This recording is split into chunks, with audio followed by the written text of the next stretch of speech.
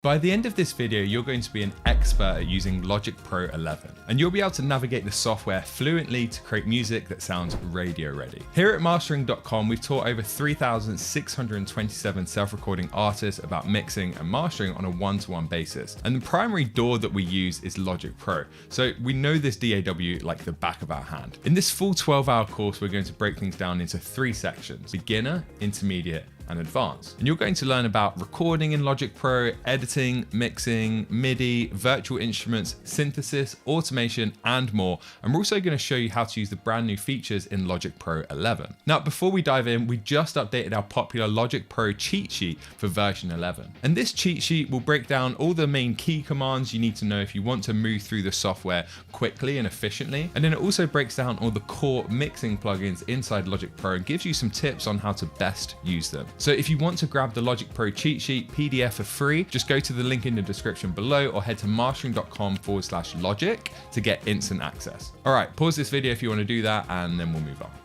Okay, let's dive right in with the Logic Pro course, and I'm going to hand you off to Chris Georgiou now, otherwise known as Takota. He's a professional producer from here in the UK and an incredible teacher, so enjoy.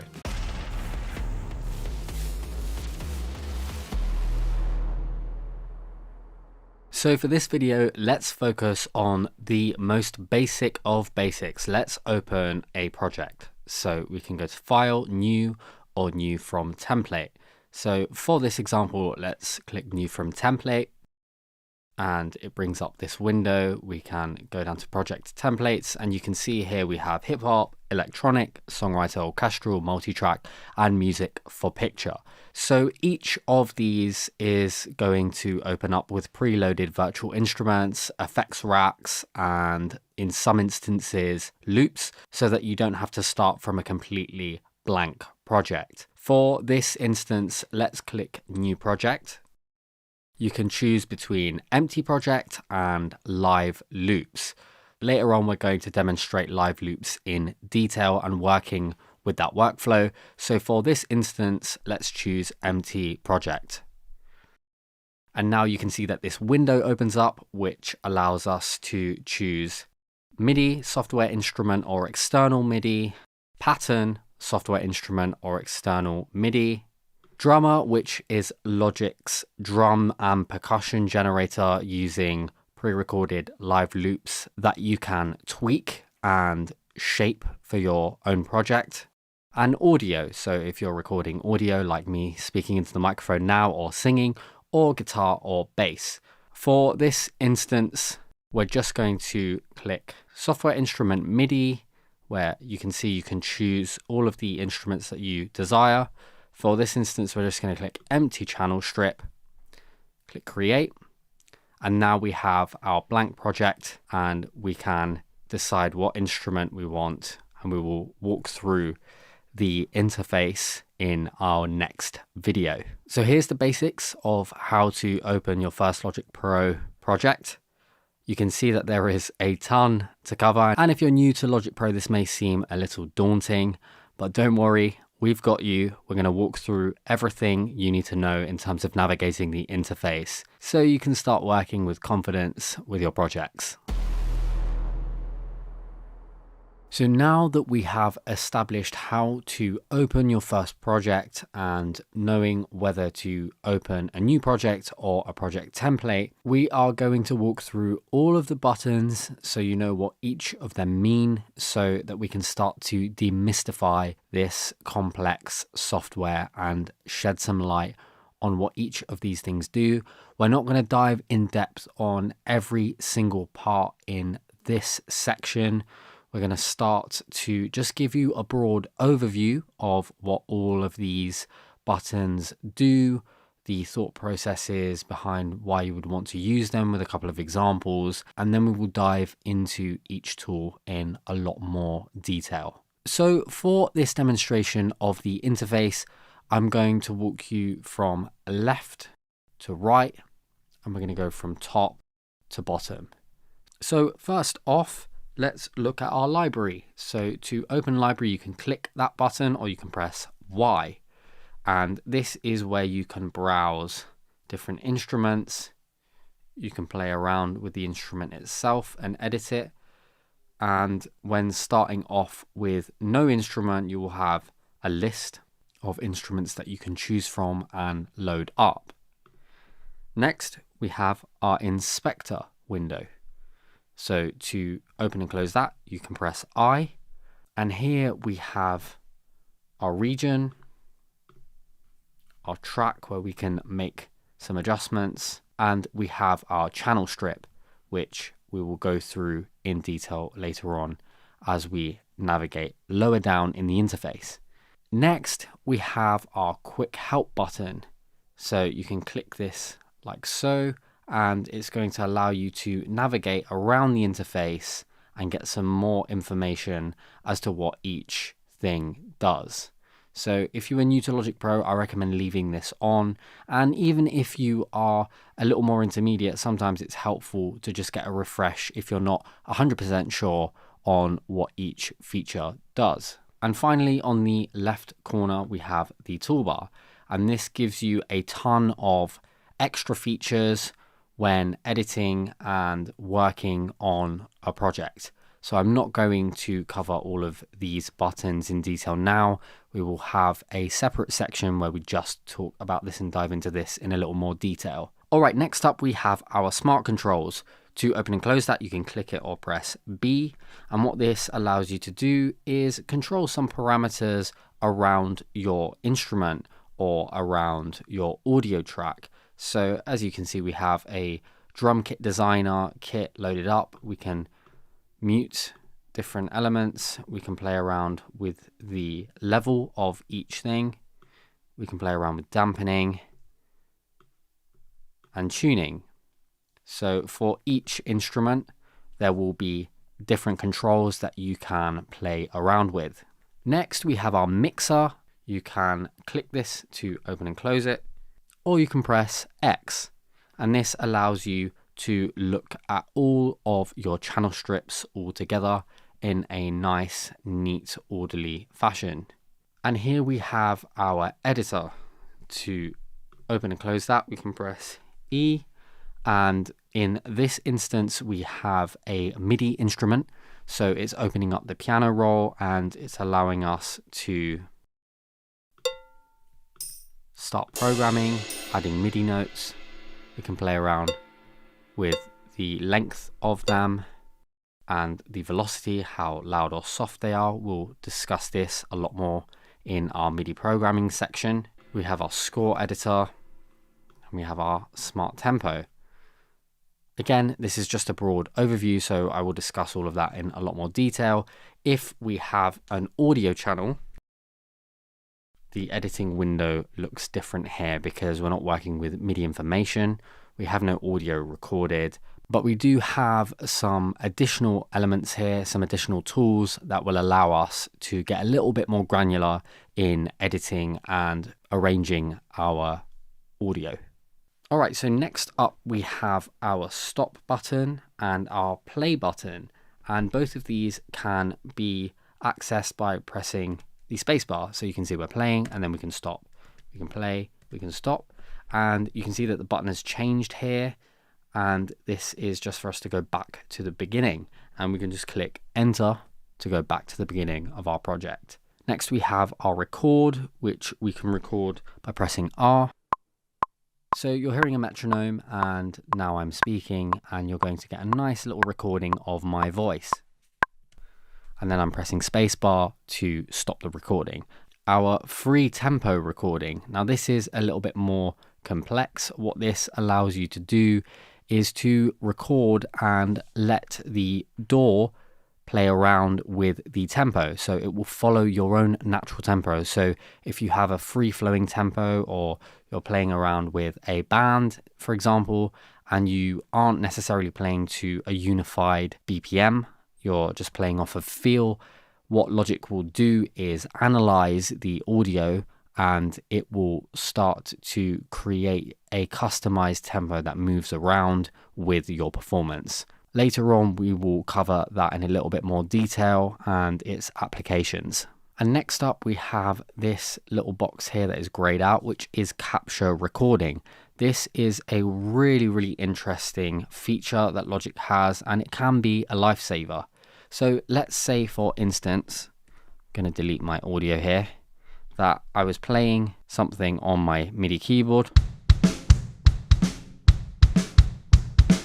and I really liked what I did and I wanted to bring that MIDI back. So I've not actually recorded anything, but what Logic has done is actually captured the performance. So if I click that button, there you have the little drum rendition that I have done.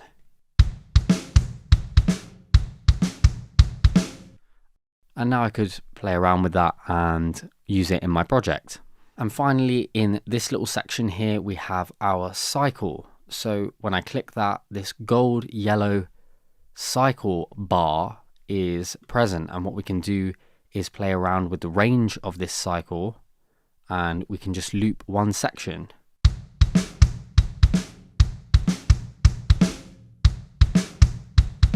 So this is really helpful if you were just working on one section and say, for instance, you wanted to just focus on 4 bars, loop that round and start making necessary adjustments, or say you're mixing and you just want to focus in on one section and hone into what's happening there. That is where the cycle bar is really useful, as well as when bouncing. So if we have our entire song and we want to bounce that out, say it's to here, this is you telling Logic from where you want to bounce. And if you only wanted to bounce a section and export that, you would just do that. And don't worry, we will discuss bouncing and all of that in detail later on. And the key command for cycle is C, and the key command for capture recording is Shift R.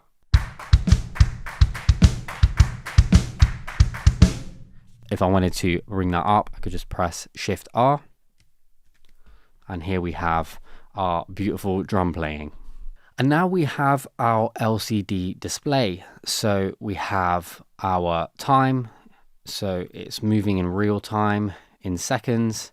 And then we have our real time bars here as well. We have our sample rate that we are working in. We have vary speed in the middle. So vary speed provides a way to speed up or slow down your entire project. It's similar to the original vary speed feature on tape machines. So the most practical use for this option is checking how a project might sound at a faster or slower tempo, and for practicing or recording a performance at a lower speed. So for instance, if you were doing a pretty fast, intricate guitar solo and you just wanted to slow it down a touch so that you could really dial in those details, you could use vary speed to bring that down and then bring it back up. With that being said, here is our tempo, our BPM. The standard is 120. That's the default that comes with Logic when you open it. And then we have our time signature, our subdivisions that we're working in, and we can change those. You can also change the time signature, our key, and the number of bars in the entire project. So if I bring this down here, you can see it is shortening and lengthening our entire project. So say we were only working in 36 bars, we can type in 36 or 48. So whatever you need, you can make those adjustments. And here we have our MIDI activity display. So if you play notes, it will tell you what the notes are. If you play chords, it will map out those chords here so you know exactly what you're playing. If you're unsure, you can just look at the MIDI display bar. And here we have our CPU load and our hard disk load. So it's just telling us our performance and how heavy the load is on our project. So here we have our replace button. So you can click that and go over sections that you want to replace. So for instance, if we wanted to replace this drum MIDI,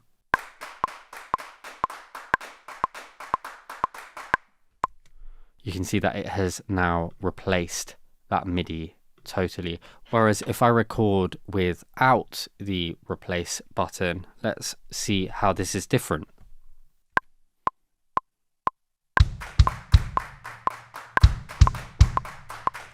So it's actually added the kick in as opposed to replacing it. So that's useful if you want to actually replace a performance.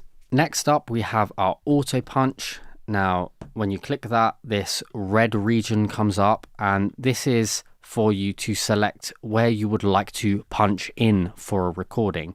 So say for instance, there's a part here where you really want to dial something in, a guitar solo or a vocal performance, and there may be a word or a phrase that you really want to just dial in. Everything else is great and you just want to fix that problem area and hone in on that.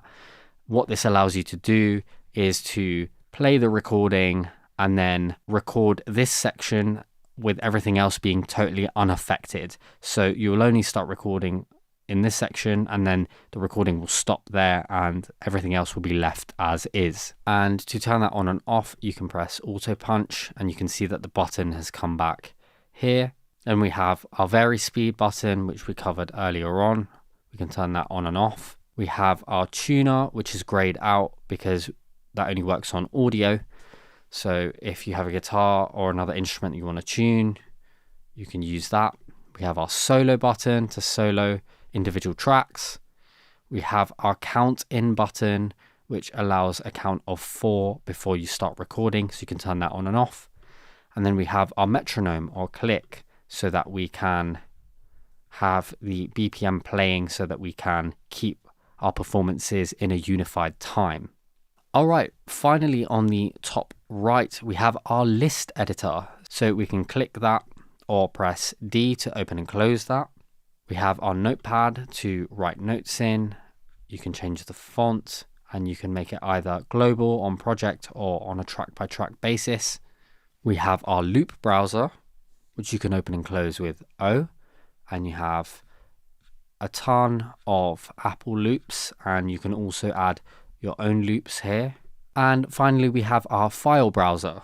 So we can press F to open and close that. And this allows you to navigate any files that you need to, any projects, any hard drives. Let's say we wanted to look at presets or pull up some samples. You could just go in here and look at whatever you need to look at. And you press F again to open and close that. Okay, so we have covered a lot of ground on the top half. Let's move on to this little half here, this darker grey, thinner bar here. So we have our edit function here, which allows us a ton of options that we can discuss later on. We have our functions button, which allows us to do a wealth of things, especially with audio. We have our view, where we can choose preferences on how we want to view our project. And here we have our live loops grid. So this allows you to record in patterns of MIDI and audio and start creating loops, live loops that you can trigger. And then you can start to arrange these different live loops together, and then you can transfer them over to our arrangement window. So it's a slightly similar layout to Ableton, where we have Ableton's arrange window and performance window. Here we have our main project window that we can show and hide. Next we have automation, which you can open and close by clicking or pressing A. We have our flex, and we have our catch playhead. So this allows you to follow the catch playhead as it's playing through your project. So that's always really useful to have on while you're working through your project or just listening through. Okay, let's move on to our tools. So we have our left click tool and our command tool. So we can click whatever we want from here, and then we can click our secondary tool or command tool, which turns on and off by pressing command. I personally use the marquee tool as my secondary, as it allows me to cut things up and can move things around like so. It's just really easy for my own personal editing workflow. We will discuss all of these tools and what they do later on. Here we have our snap menu, so we can turn that on and off, or we can snap to bar, beat, division, ticks, frames, etc.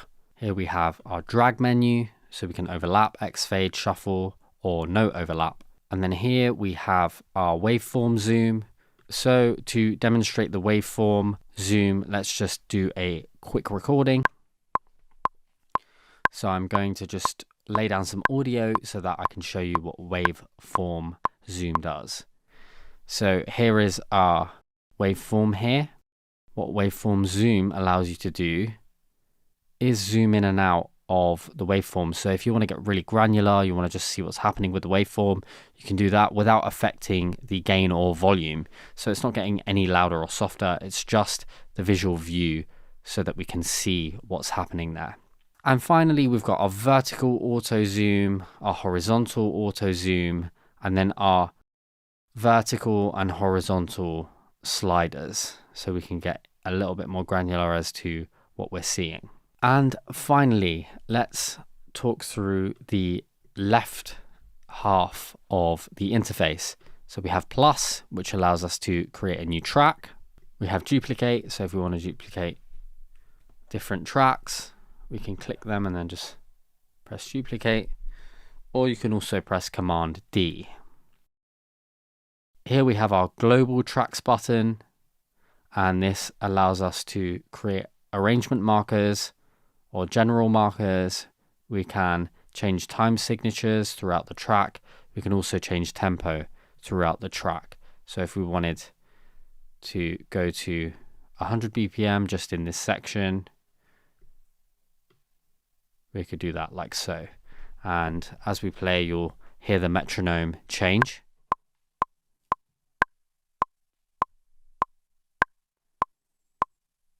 So this is useful for some more dynamic tempo changes, and it's just allowing you to map that out within Logic. And finally, we have our channel strip and tracks. So each one of these is a track, and when we open the inspector window, we have our channel strip. So we've got a region, which allows us to do a ton of stuff here. We can quantize, we can loop, we can mute, and we can play around with some more parameters here. And then we have our track. And here we have our channel strip. So we've got our channel strip settings. We've got our EQ graphic, we've got our MIDI effects, which we'll talk about later. We've got our instrument drop down. We've got our audio effects where we can add audio plugins to our channel strip. We've got our sends where we can send to buses, which we'll talk about later. Then we've got our output. So this is going to our stereo out. We can also output this to wherever we want and create our own signal flow. Our group where we can group tracks, our automation reading, so we can play around with that, our pan pot, so we can pan things left and right in the stereo spectrum, and our fader to bring up the volume of each track and blend each track in to create a mix.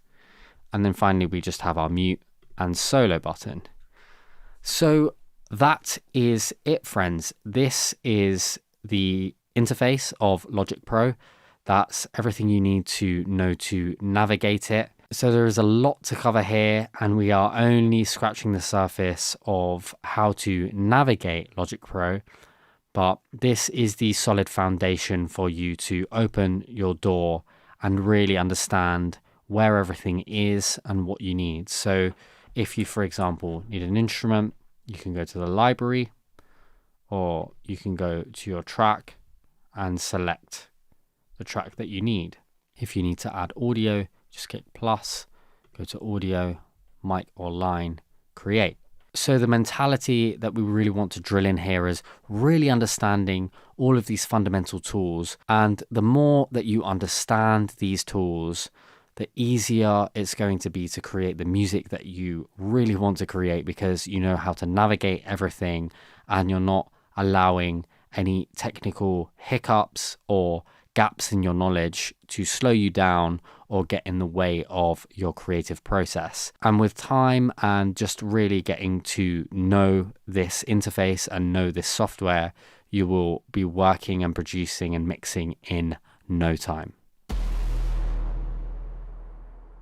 So we've touched on this briefly, but I wanted to give you a more detailed outline of how to create tracks. So we have a few options here. We have essentially audio and MIDI tracks. We have the drummer, which is its own beast, and we also have pattern, which will work with MIDI as well.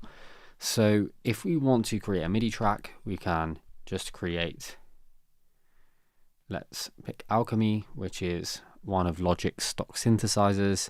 Click create. And here we have Alchemy. So we can look at this and we can pick a preset. Let's say we want this bass.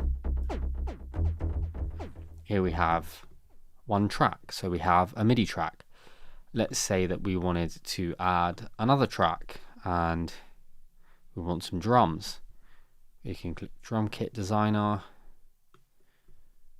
And here we have our drums. And if we wanted to add audio, we can click audio. And let's say we wanted to have some vocals. And so on and so forth. So to duplicate another audio track, we could click Command D.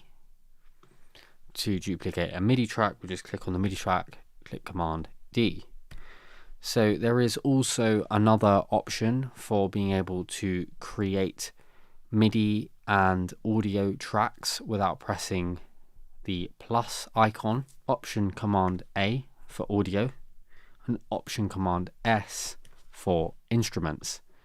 So if you wanted to just very quickly rattle these out, and then let's say we wanted retro synth, we wanted our sampler,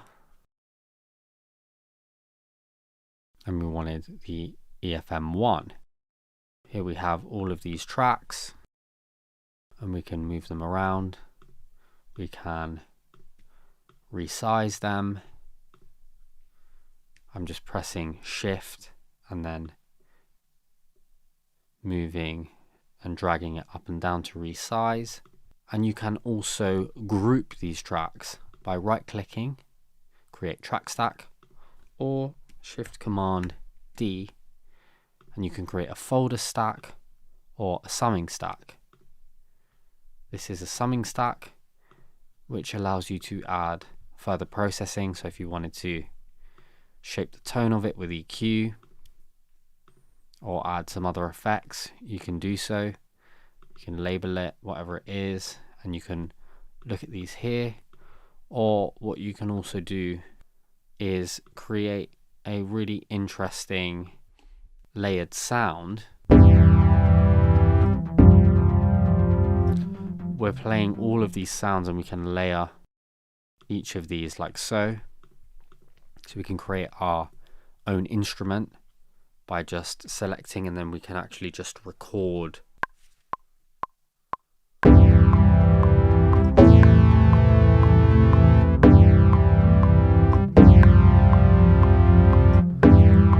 So we can just record the MIDI there, or we can record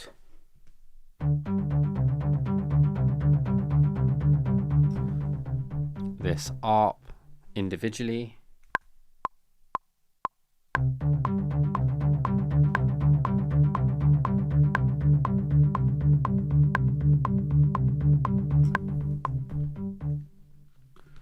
And I'm pressing Q to quantize this, which is just snapping it to the grid. And then I could record something else separately. And here we have the record arm function.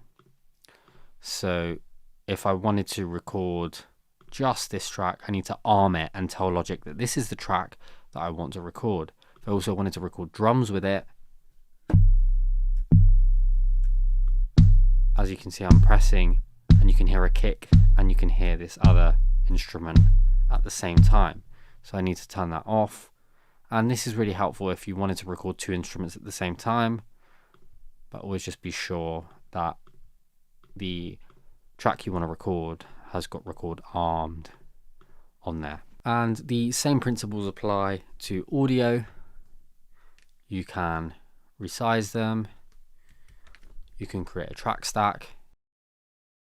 Now we can only record a singular take as we are recording in mono, which means there's only one source going into Logic. So we've got our input 1, which is in line with the input of my audio interface. So we can't record two versions of the same thing because we only have one mono signal. You can create a drummer track as well. This looks slightly different. We will cover that in more detail later on, but all you need to really remember is to press the plus button, either click MIDI, audio, pattern, drummer, etc.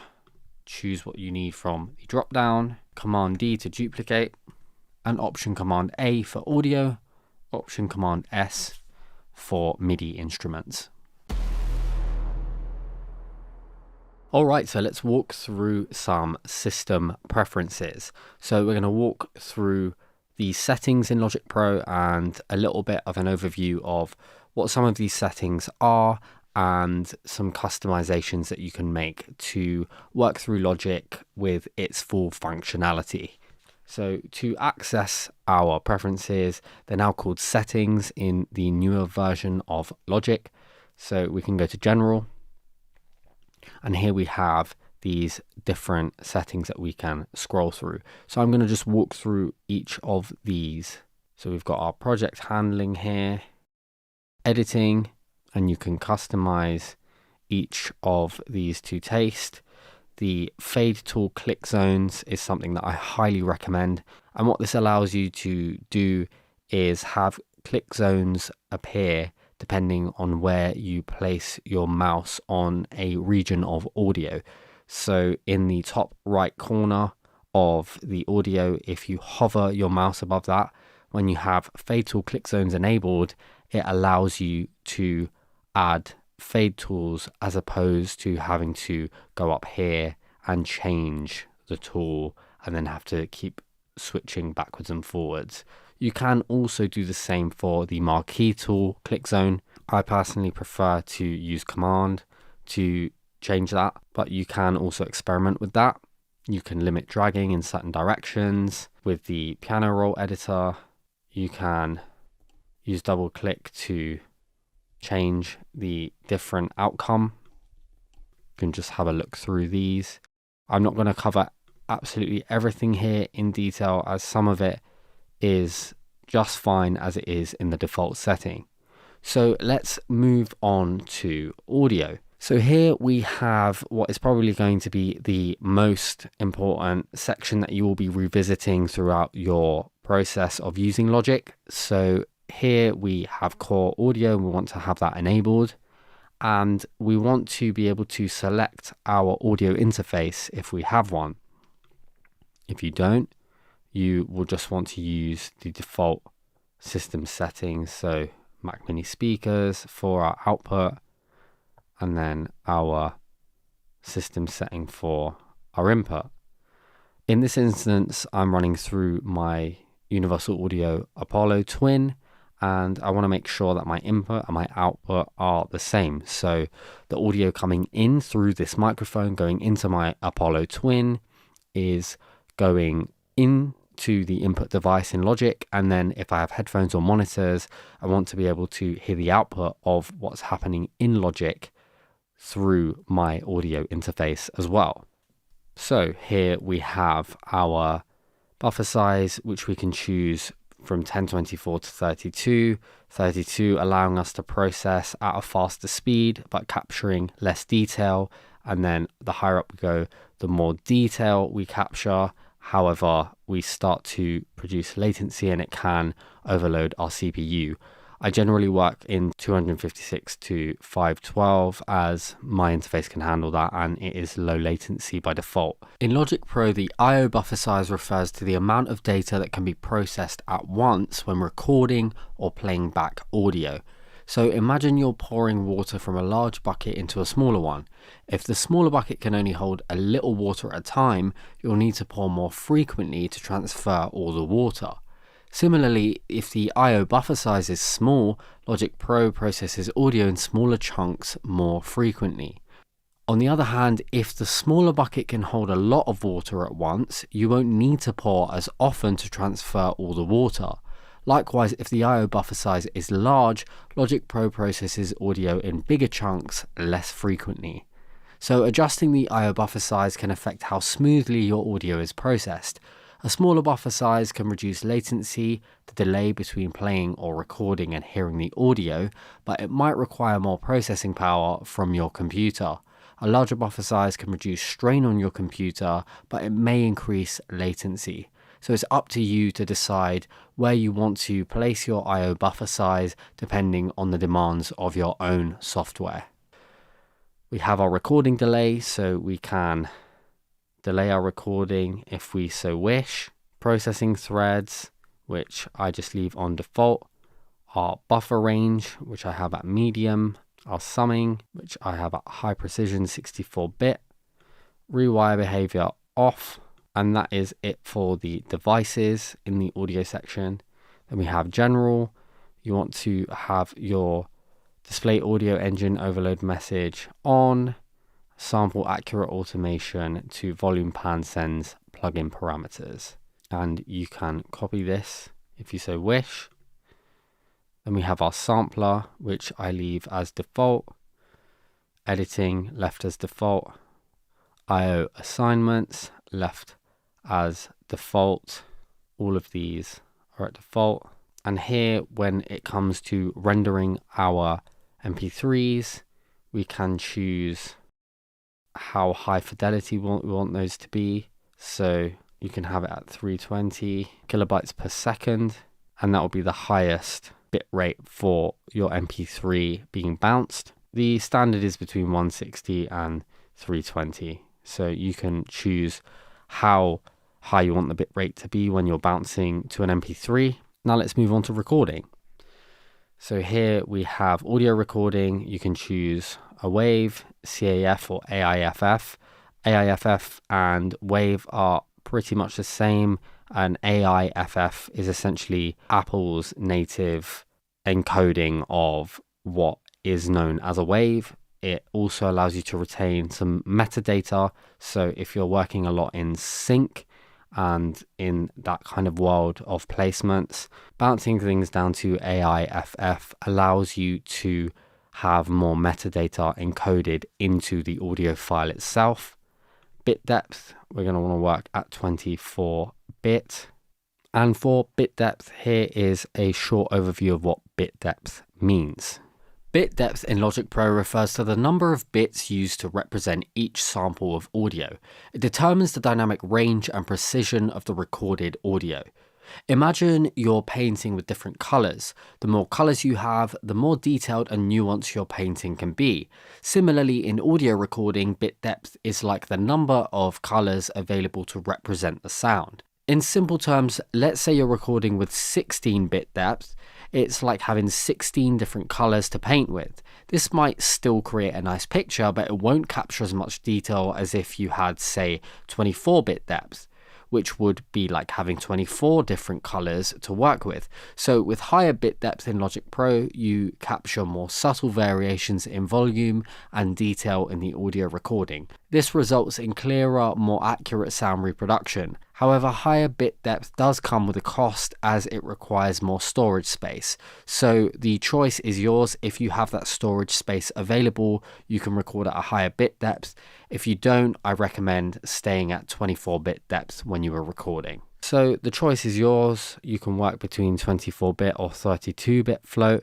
It's totally up to you. I generally work at 24-bit and some instances 32-bit, but I'm quite happy with 24-bit personally, but the choice is totally yours. There's no right or wrong here. And here we can have some overlapping track recordings. So if we want to create take folders or create new track or create alternative tracks, as we demonstrated earlier on, when you record over an audio track and it creates a comp folder, a take folder, here is where you can customize that. You can also customize MIDI as well, with overlapping, creating tracks, creating track alternatives, overlapping or merging selecting regions, or you can also create a take folder similarly to this take. So you can essentially comp MIDI as well. Here we have our MIDI region here. We can customize All of this is at the default. Score is also at default. Movie is at default. Automation, move track automation with regions. So I have got it on always, so that if you are adding a lot of automation and you want to move tracks around, you don't have to go back and copy all of the automation. It just drags it with it. It allows me to work faster. And here we have all of this. You can copy that if you wish.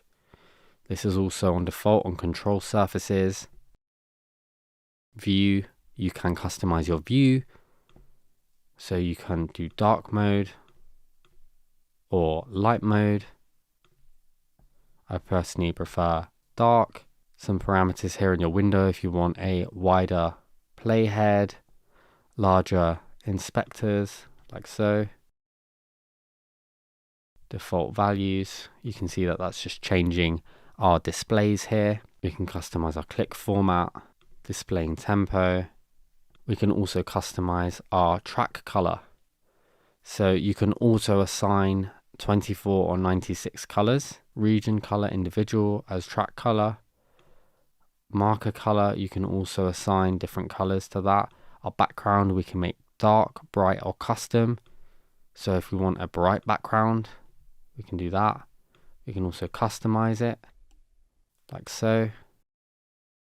So if we want it to feel a little brighter, and you can show the plus button next to the drummer regions or not, and we will show that example when we work with drummer. Just brighten this up a little bit, or we can go back to dark.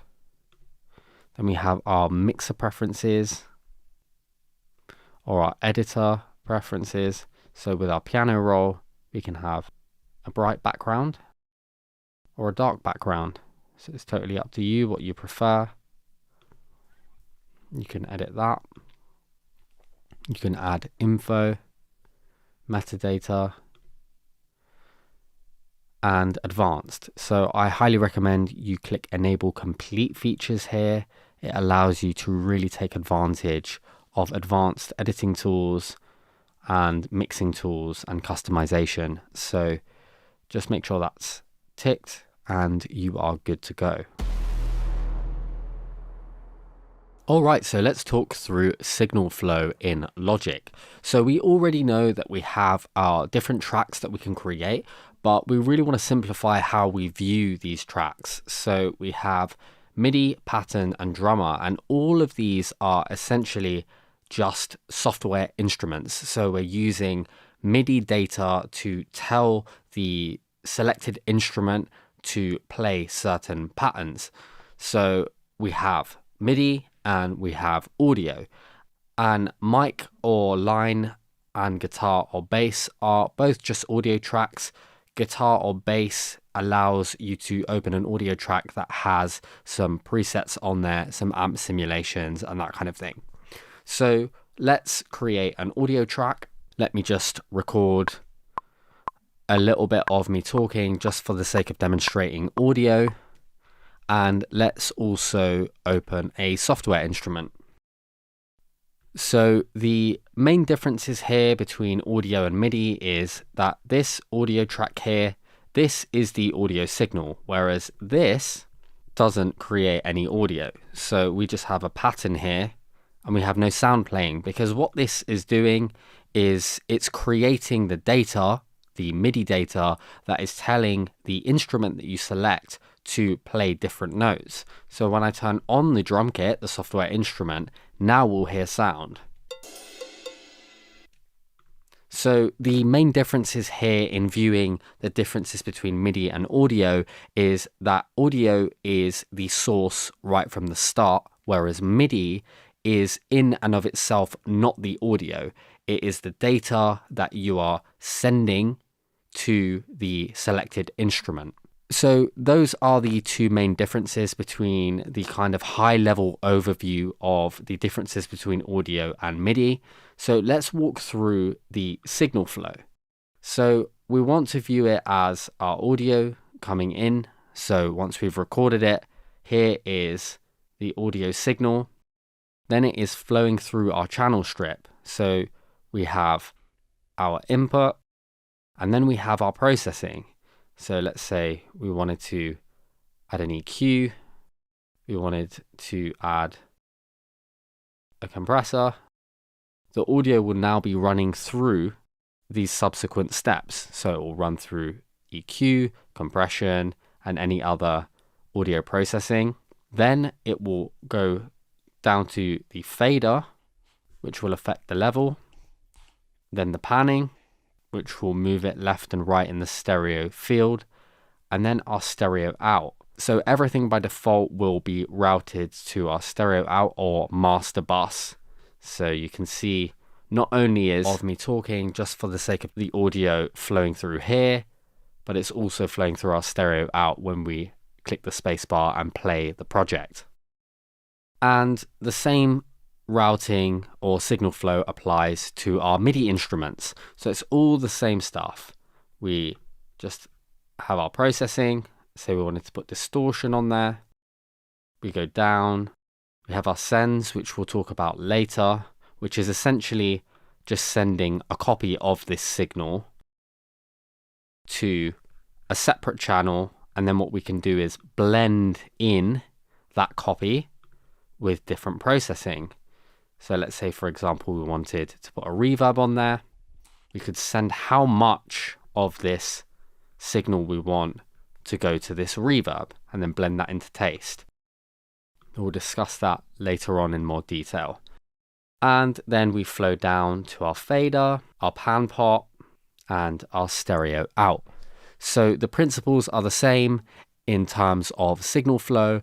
It is mainly just understanding the difference between MIDI and audio. Once you understand that, it's very simple to get your head around. With some practice and working on projects, you'll really have a firm understanding of how the audio data flows through the channel strip and the order in which you're processing to get the best possible results for each channel. So let's talk about importing audio files. So we have our Logic project that we've been using so far in our previous demonstration. So there are a few ways to bring in audio files. The most simple and straightforward is to simply find the audio file that you want to bring into your project and just drag and drop it. Now you can see that the audio that I am dragging in was in a different sample rate. So I can choose to either change the project or convert the file. I'm just going to change the project, go from 44.1 to 48, and you can see that's changed. This audio, which is from another Logic project, has markers in it. So you can choose to import or not import. I'm going to import those markers in. So you can see that we have now got these markers that are from another previous Logic project. So the audio file has that data encoded in it, and you can choose to bring that in or not. That's the most simple way. Let's talk about a few other ways. So we can go to our browser window and we can look for any files that we want. So if I want to go to a hard drive, for example, an external hard drive, and bring in audio from a certain project, audio files, I can just drag that in like so. So these are a few ways to import audio into your DAW, into Logic Pro. You can also import audio from your loop menu, like so. And then you can start arranging. But let's say, for instance, we wanted to import some vocals that we recorded. You could either drag and drop that from an external hard drive, like the first method, or you could find it like so by going to wherever it's saved and then finding the project. And you can see this is how I organize my hard drive. I've got my artist clients, content, images, etc. So I have everything neatly packaged by genre and artists and the projects I'm working with. Just makes it a little bit easier to navigate everything, especially when I need to find files pretty quickly. Having our marquee tool as our command tool allows us to start chopping and reorganizing. So all I'm doing is pressing command and double clicking, and it allows me to cut these up. I can also select these regions and I can start to move things around. So I could move things around like that, or I could press option and I can copy these over. So I could copy the same part over and over. Let's say that this was a chorus and we just wanted to copy the lead vocal into the second chorus, into the third chorus. That's how we could do that. And just hold option and drag things around, and you can see that green plus button that allows us to do that. We can also just do command C, command V, command C, command V, and you can see that that's been copied over. We can lengthen and shorten regions. Let's just put this on a separate track just to demonstrate. We can lengthen regions out. We can shorten them just by pulling out from the bottom right and left corner. And here is where we have our fade tool click zones that I told you to enable earlier on. So this allows you to fade in and out. It can also allow you to crossfade. So by just hovering above the right corner, you can fade in, and then this slightly different tool allows you to adjust the curve of the fade as well. So that is the most efficient and quickest way of adding fades. The reason we add fades in, out, and crossfades is when we're editing audio, we want to mitigate any clicks and pops that can happen from the cut in audio. And by doing that, we have a much smoother, cleaner edit, and we don't create any unnecessary artifacts by just having these cuts in the audio waveform that then can create digital clicks and pops. So let's talk about another way that we can create crossfades. So let's get rid of these crossfades. Remove all fades. And we have a key command, Control Option X. So if I highlight that, you can see that we've created this crossfade here. So let's remove that again. Command Z, Control Option X, and we've got those crossfades in. We don't have a fade here or here. That is just to create crossfades between regions. So you can see there's lots of edits here. Let's do the same here. Control Option X. And now we have our crossfaded audio. So that's a really quick way to allow you to do that. Of course, you can just go to the fade tool and start fading things manually like that. But you will find, especially when you're editing a lot and you're working with audio, having to do this and change can be quite time consuming and tedious.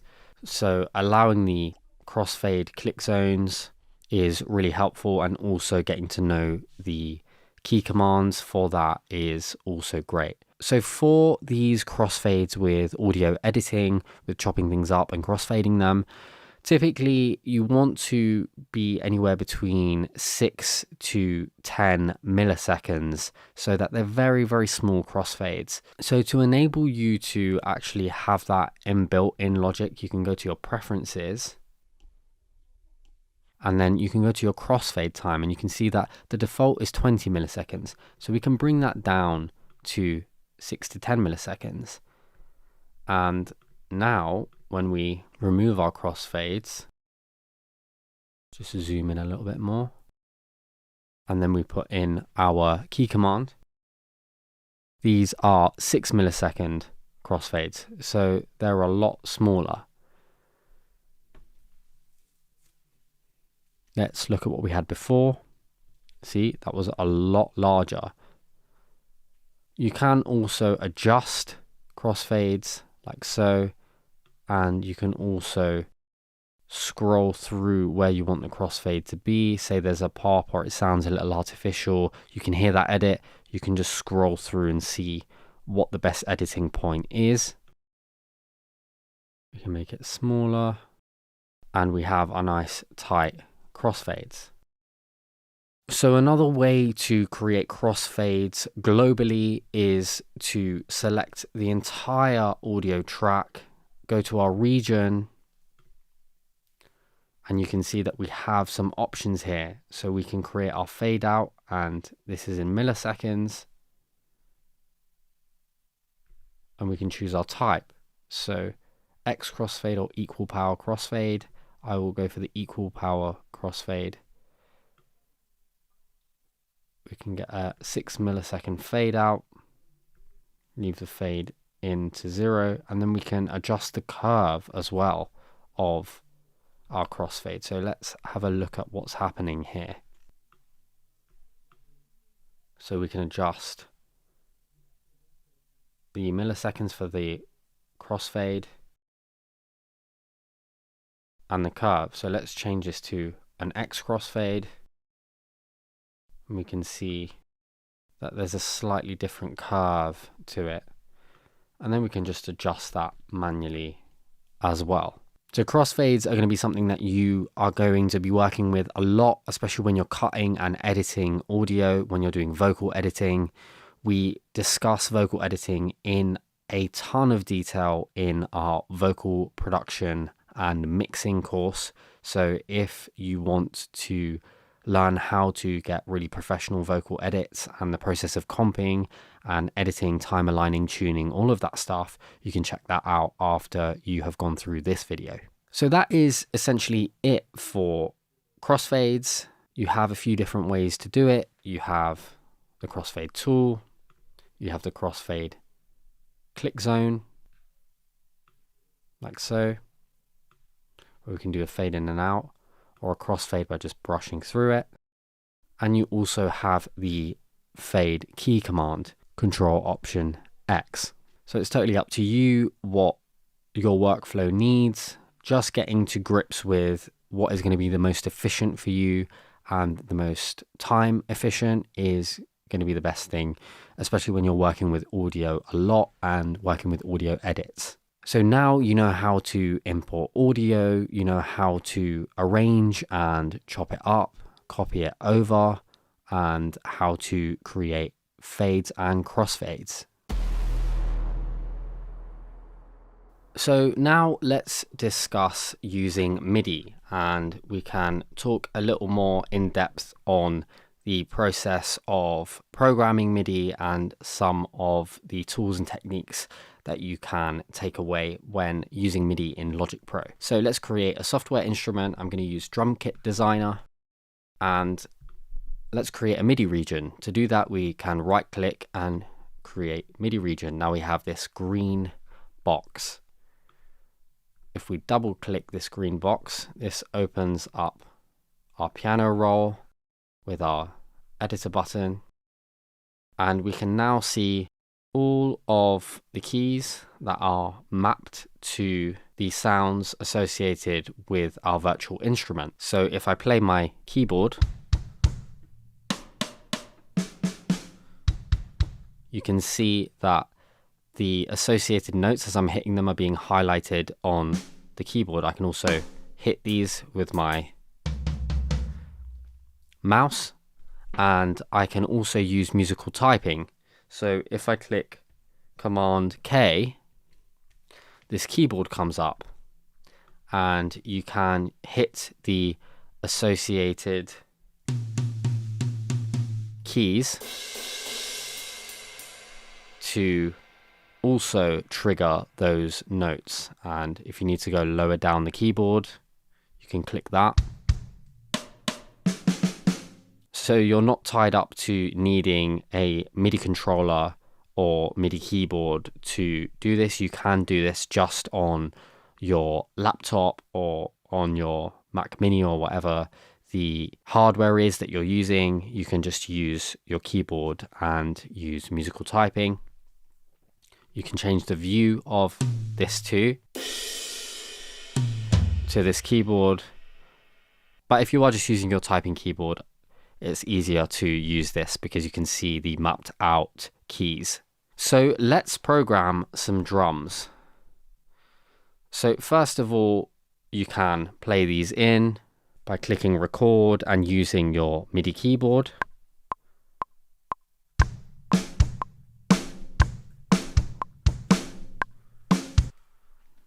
So we can see that these are different colors. We can also see that the timing is not 100% on the grid.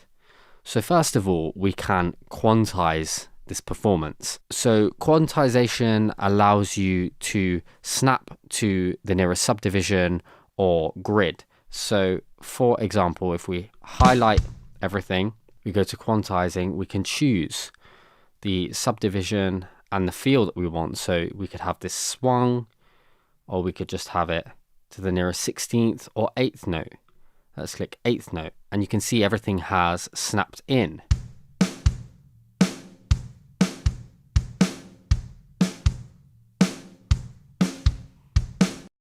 So you can quantize by doing that, and it will snap it.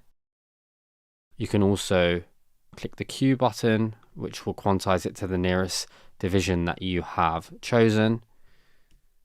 Or you can just press Q. By highlighting all of these and pressing Q, you see everything snaps in. And then you have your strength. So you can be 100% quantized to the grid, or 43%, or 20%. This is really helpful if you still want to maintain the human natural imperfection, especially if you have played this in. I typically go between 75 to 85 depending on the source material and the genre. You can even choose to go further back depending on what you're working on and your personal taste.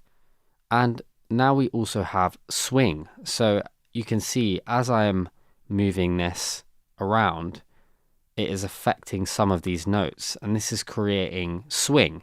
So let's have a listen to how this sounds at 100% swung.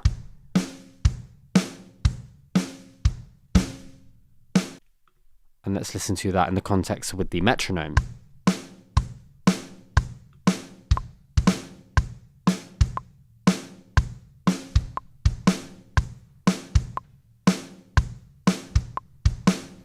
So some of these notes are coming further off of the grid. They're coming later, which creates what is known as a swung feel.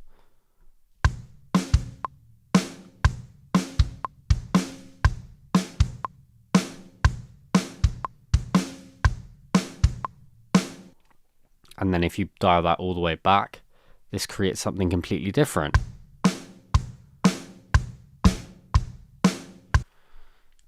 So typically the default is at 50, where we have programmed everything and quantized, and you can play around with how swung you want each performance to be. And you can also, of course, manually go in here and drag things slightly forward or backwards depending on the feel that you want to create.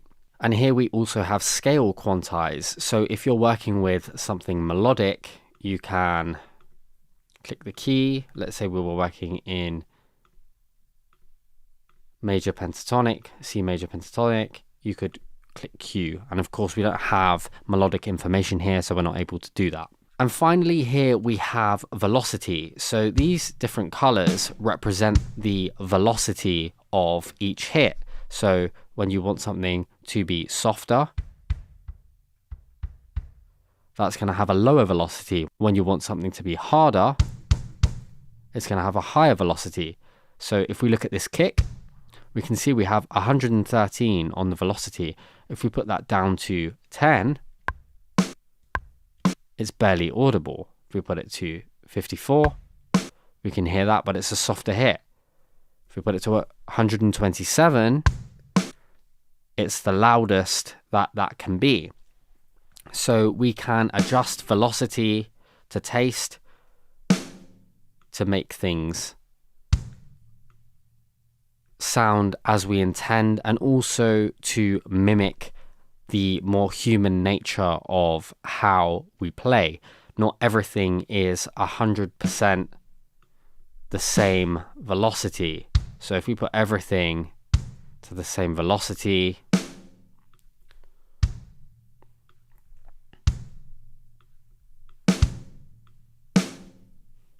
and listen to that.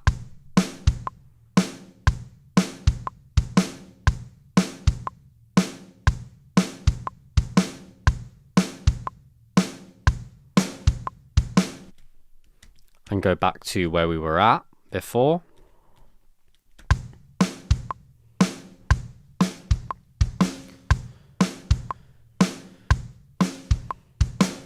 There's a slightly different tone to some of the hits, and the volume of each hit is different, and it sounds different, and it sounds more human, more imperfect, but it is totally up to you to make the decision to what it is that you need in terms of the velocity. So let's talk through adding some hi-hats and the subdivisions here. So you can go to the brush tool here, and if you click Command,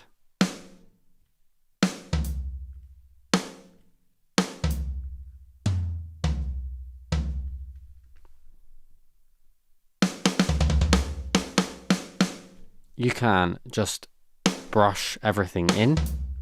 I just want my hi-hat for now.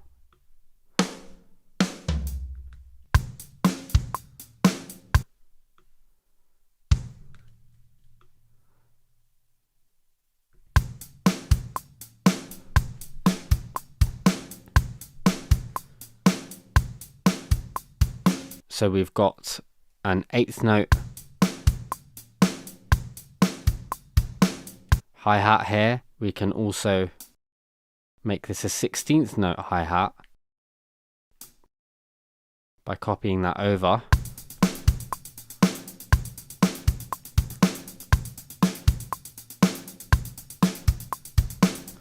And we can play with the velocity.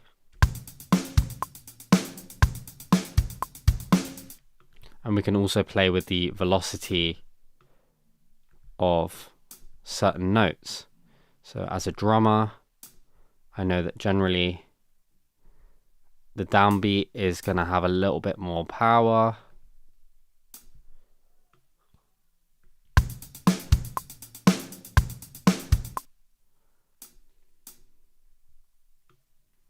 So I can make these hits accented. I could also accent other hits within the subdivision.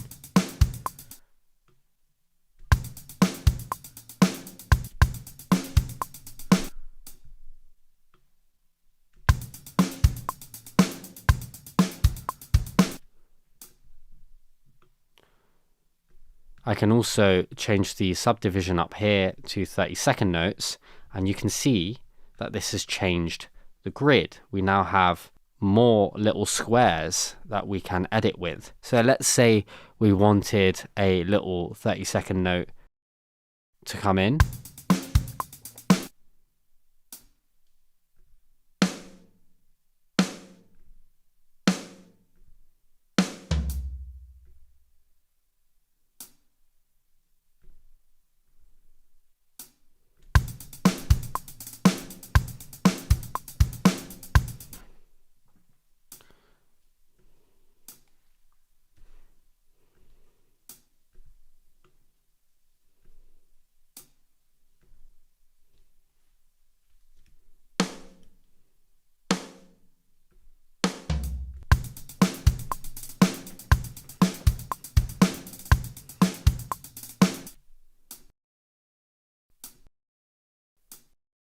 I'm slightly changing the pattern here.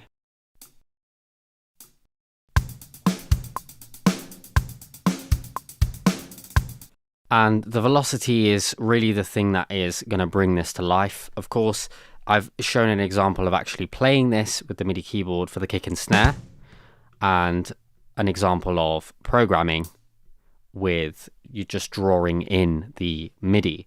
So what's really important here when you're programming is to remember and recreate the humanness of the performance by playing around with the velocity, with the quantization strength, and with swing. So let's play around with making this a little more imperfect. Let's add a little bit of manual swing here.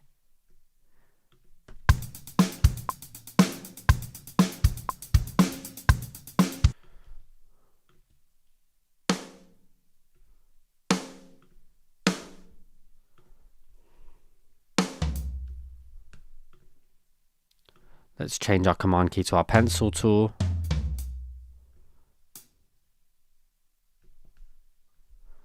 Zoom in here.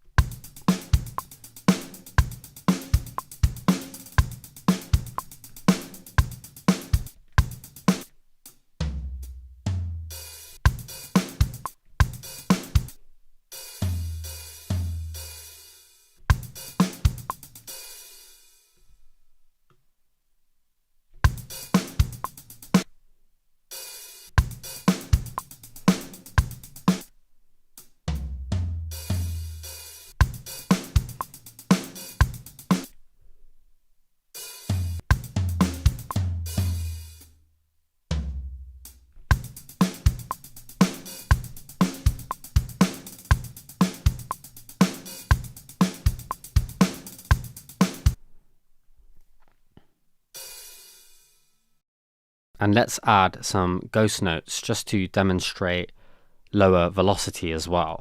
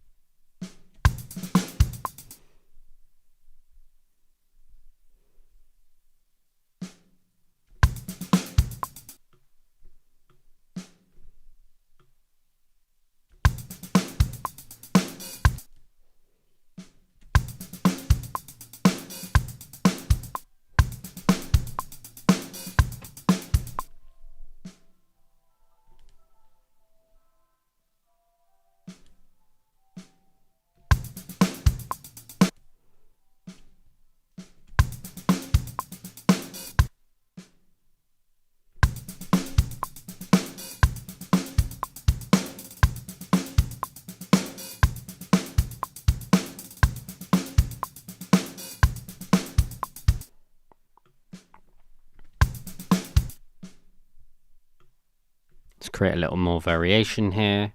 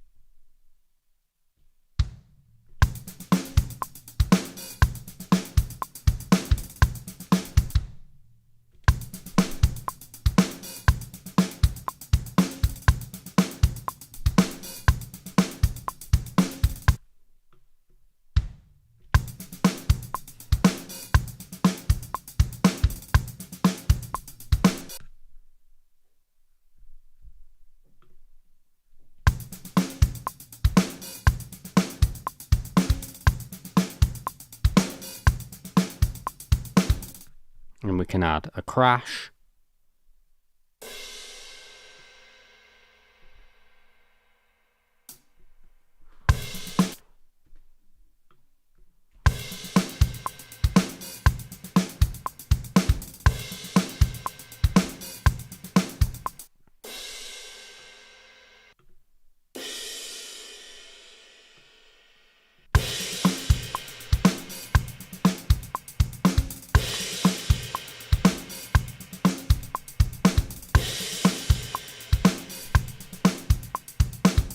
So there you have it. That is a little bit on quantization, on swing, on velocity, and a little cheeky example of how to program drums using all of these principles. Of course, we can go in a lot more detail, and we will, on programming, but this is just the basics of getting you started, and this will take you a really long way. There are some other functions that we can play around with here with MIDI transform that we'll talk about later. So while we're on the topic of quantizing and MIDI programming, I wanted to show you another tip for being able to record on your MIDI keyboard or your MIDI device, your MIDI controller, and be able to get it quantized in real time while you are recording. So we just need to go to our MIDI track, go to region, and then we can actually quantize it. So let's say we want it to be a 16th note quantize. Let's just play something in.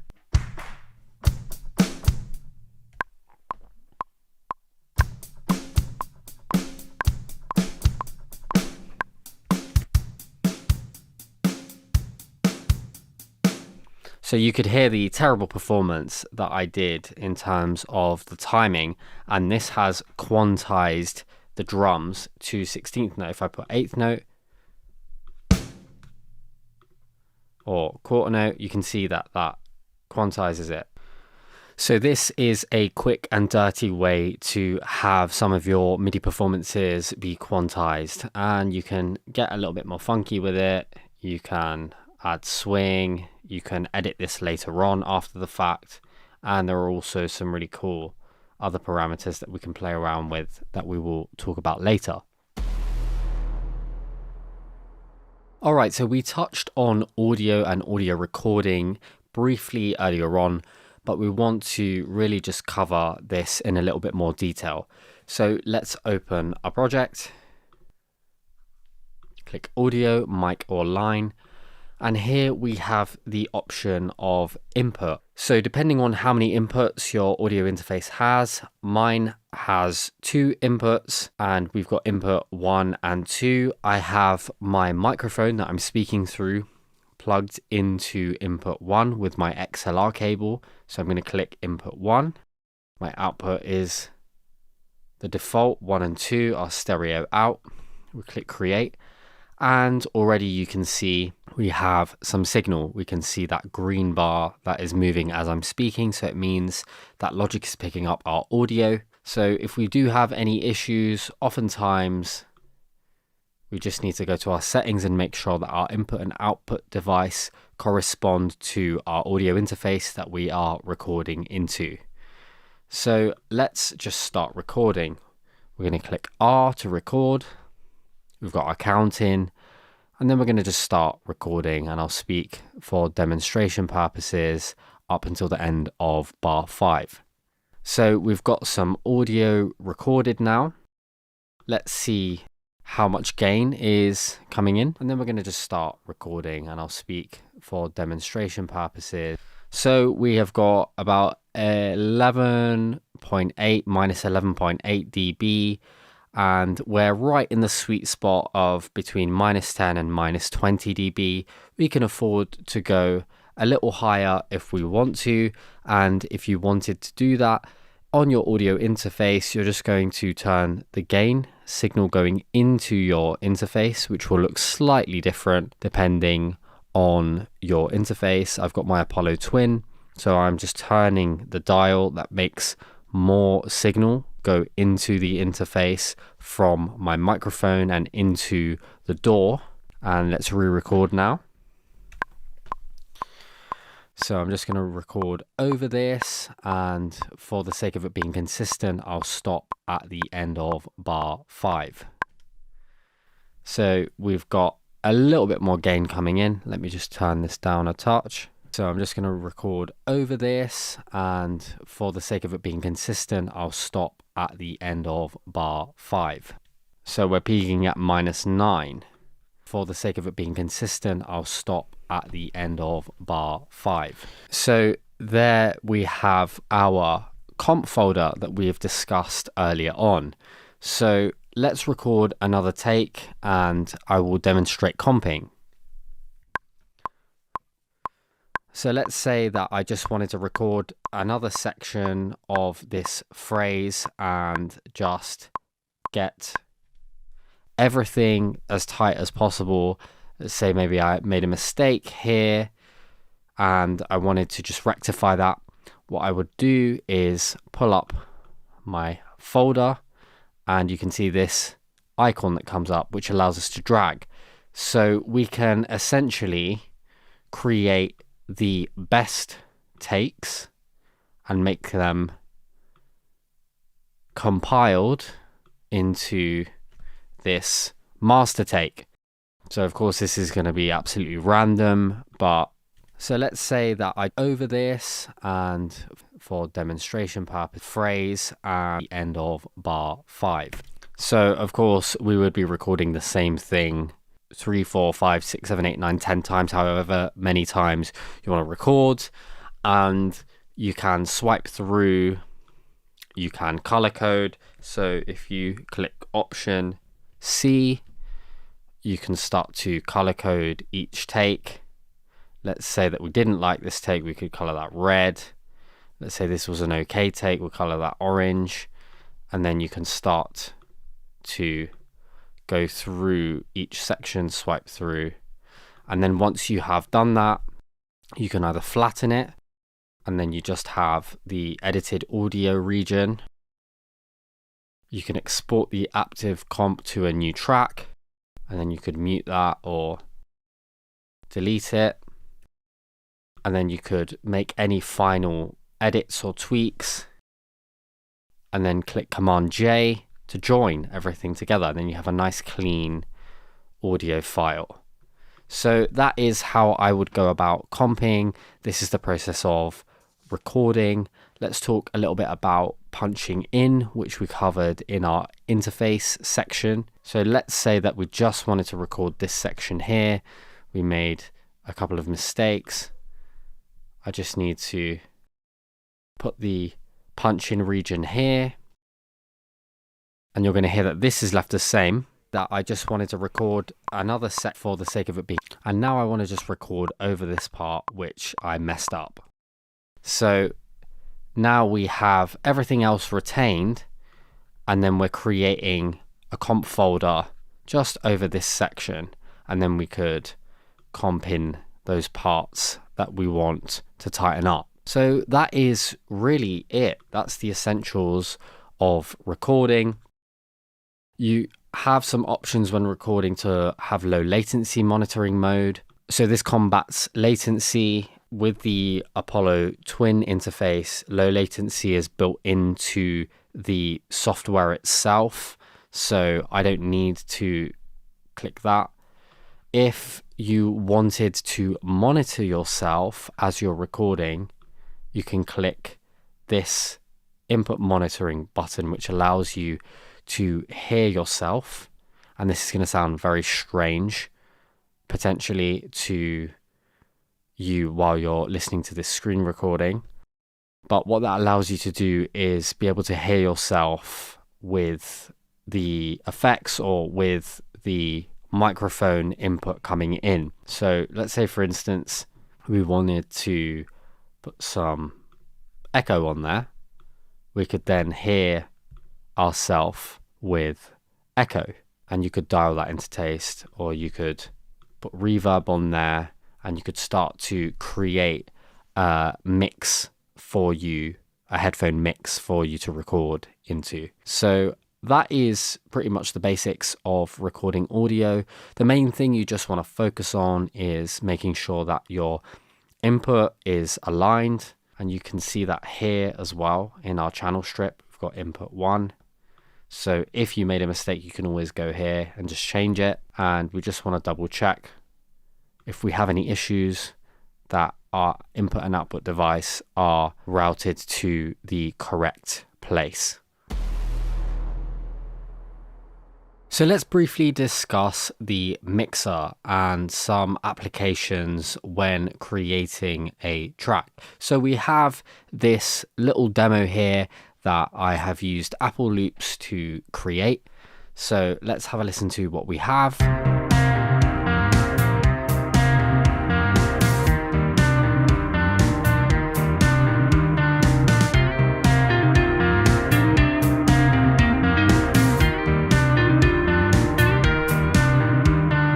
So it sounds pretty good right off the bat. These loops pair really well with each other. They have been created together to create these kind of little demos.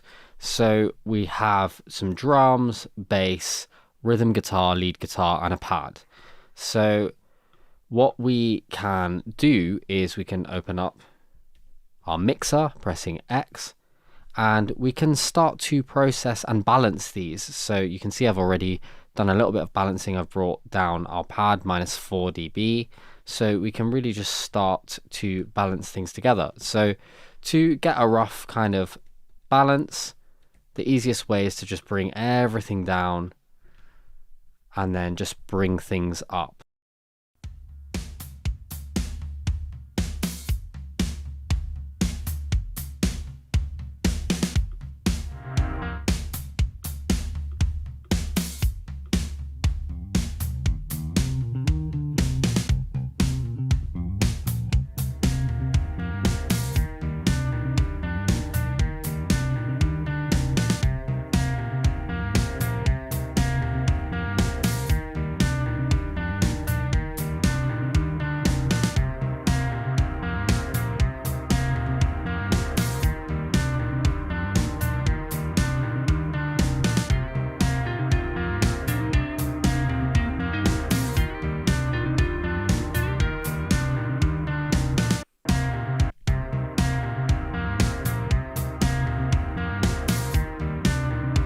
So we've got our rough balance here.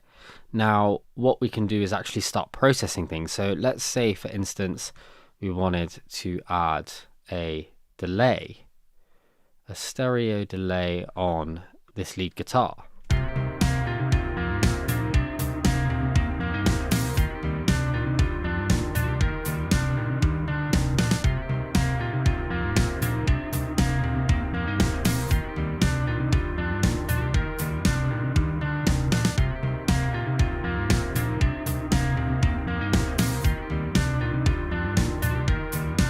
And maybe shape the tone a little bit with EQ.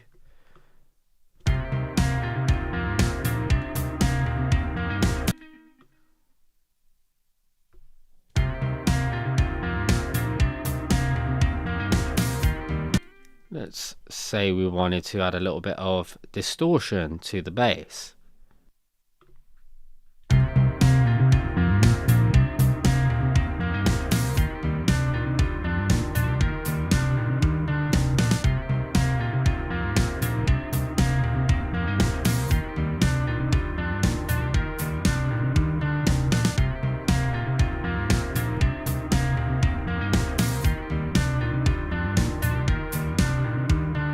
And maybe we'll want to add some modulation to the rhythm guitar.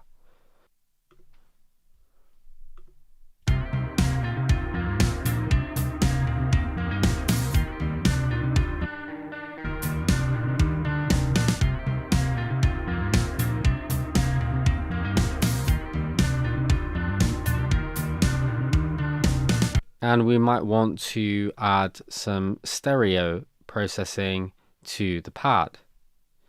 So let's add a tremolo, and we can gently have it panning from left to right.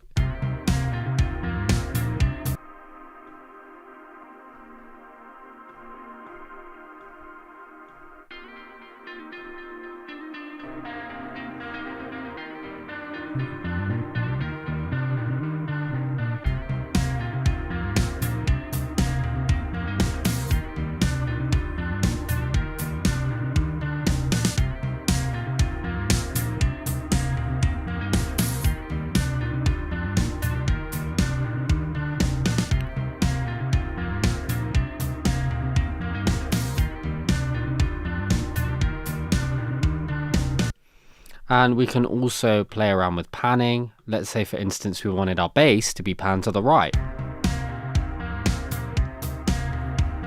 And maybe we wanted our rhythm guitar panned to the left.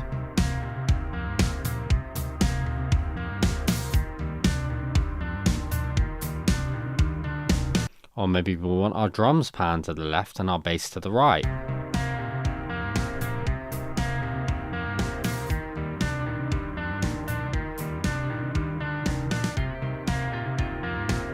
Generally, we will have our drums, bass, and any other focal point of the project and production to be up front and center, and then everything else panned around it or spread in terms of the stereo field. But this is just a general guideline. This is also just to give you a sense for what you can do. You can pan things hard left and right, a little bit to the left, a little bit to the right, etc. You can do that to taste and based on your reference tracks. This is beyond the scope of what we're covering in this course. We have an in-depth mixing course which covers all of this in a lot more detail, which Dane has done, and you can check that out if you want to dive more into mixing and you feel like you are at a level where you're ready to do that. So the main things that I really want you to take away from this section is the fader and being able to balance things against each other, bringing everything down, gently bringing it all up, and bringing a balance that feels good to you. Panning in terms of what you feel suits the style of the track and your taste.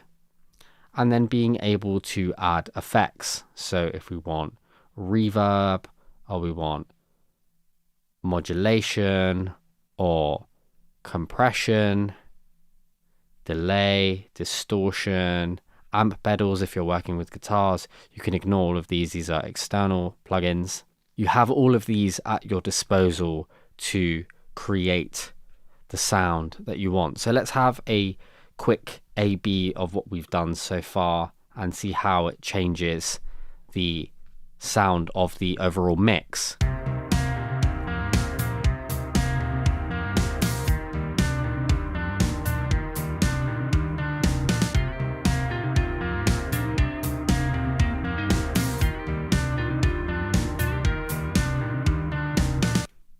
And after.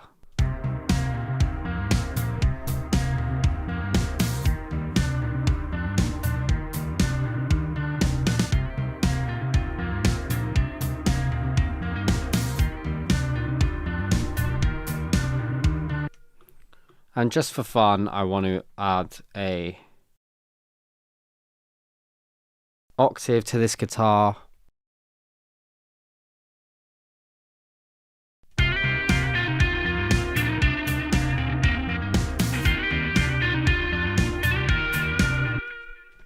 Trying to find our pitch shifter within here. I know there is one. I can't find it right this second, so let's use the fuzz and then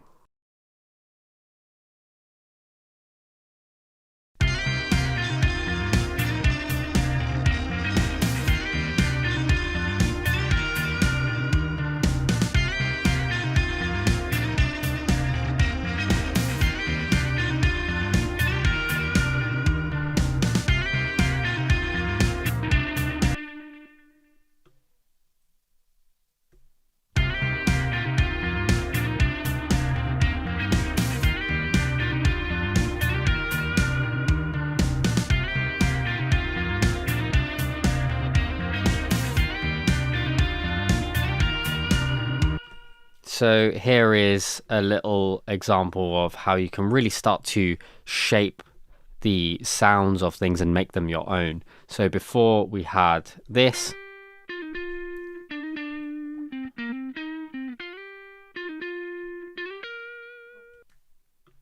And with that processing,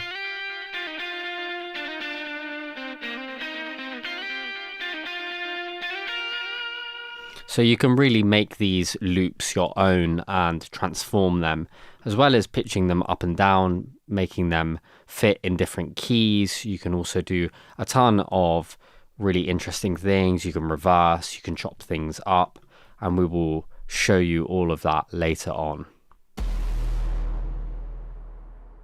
So for this example, I'm just going to stick with Retro Synth, which is a stock synth that comes with Logic. Everything that I demonstrate will be stock based until we get further and further down the line into more advanced concepts. Here we have an example of a virtual instrument. We've already had an example of that with our drum designer and with programming those drums and showing you the basics of programming MIDI. So our virtual instrument is essentially an instrument within Logic that is controlled via MIDI data. So in and of itself, you can make all the tweaks that you want on the interface of this synth, but no sound is going to come out of it until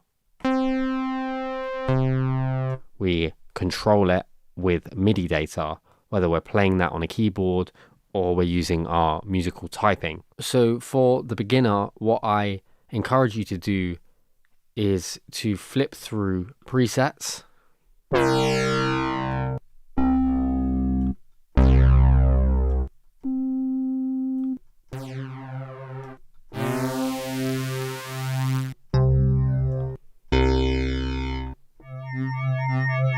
Until you find some things that resonate with you in the kind of style that you are going for, that spark some creativity.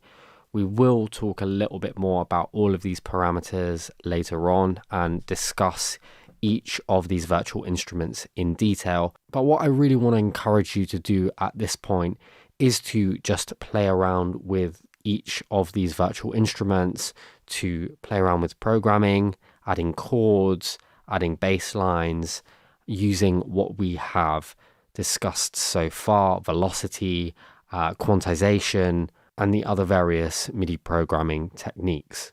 So with a combination of the MIDI programming, playing around with each of these parameters, you will start to create a certain sound. You can add effects to this using the mixing principles that we discussed earlier on, and you can start to shape your own sound. So to access different virtual instruments, we can go to our library and we can flip through presets like so using this instrument. We can also browse like so we can choose another synth. We can use Alchemy, which has a ton of different presets. Let's have a listen to a couple of them.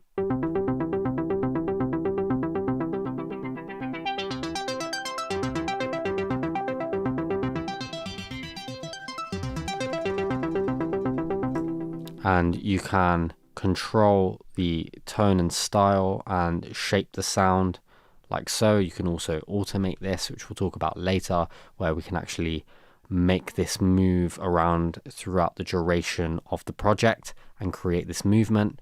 Let's have a listen to a couple more.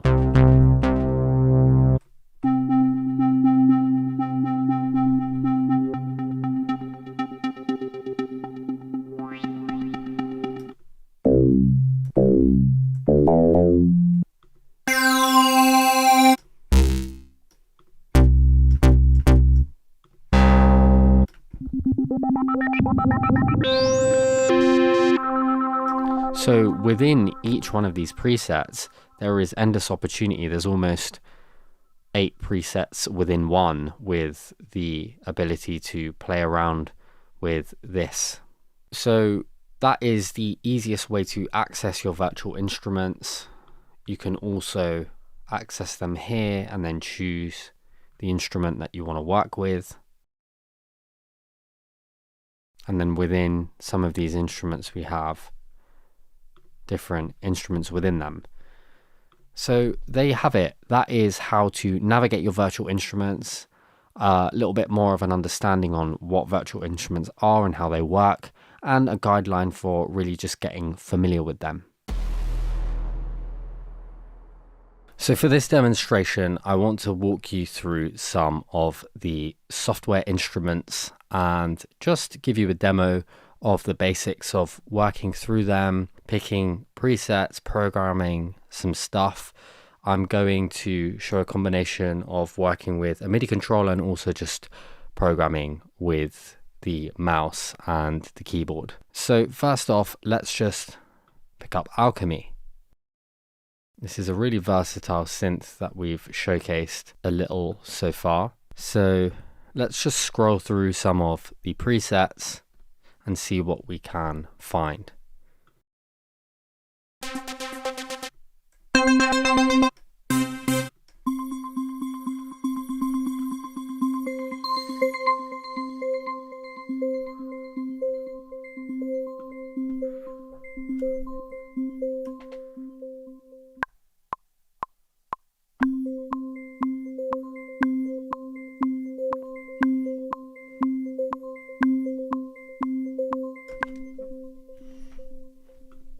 Now we want to quantize this. Eighth note.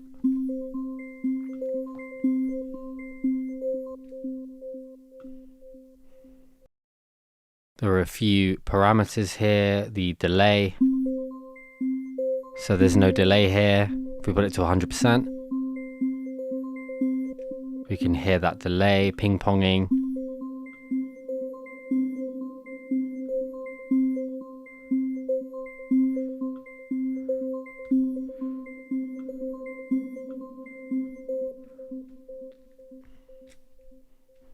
Let's add another software instrument. Let's try the ES2 synthesizer.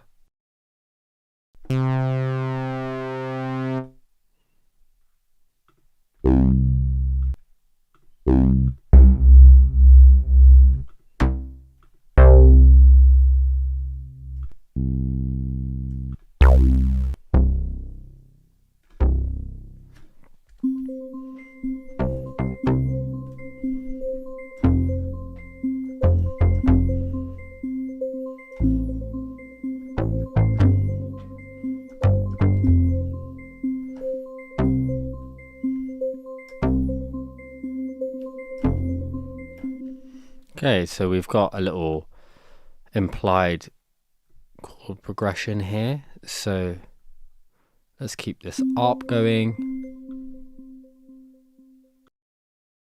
Don't worry too much about all of the details here. I just want to show you how quickly and easily you can start making something just by using the software instruments that are available in Logic.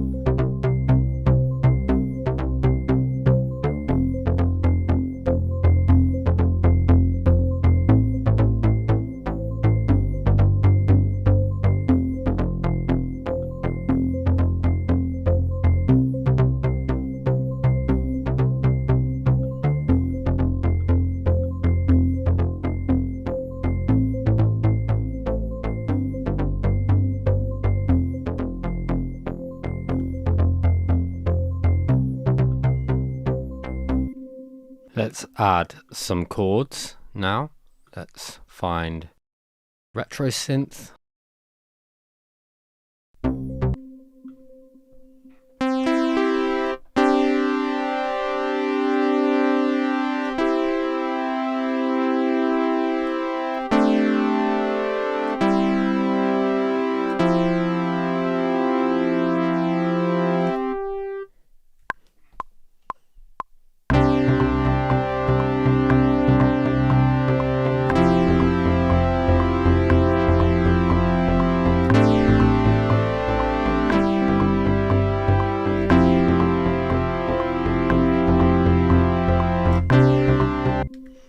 Quantize.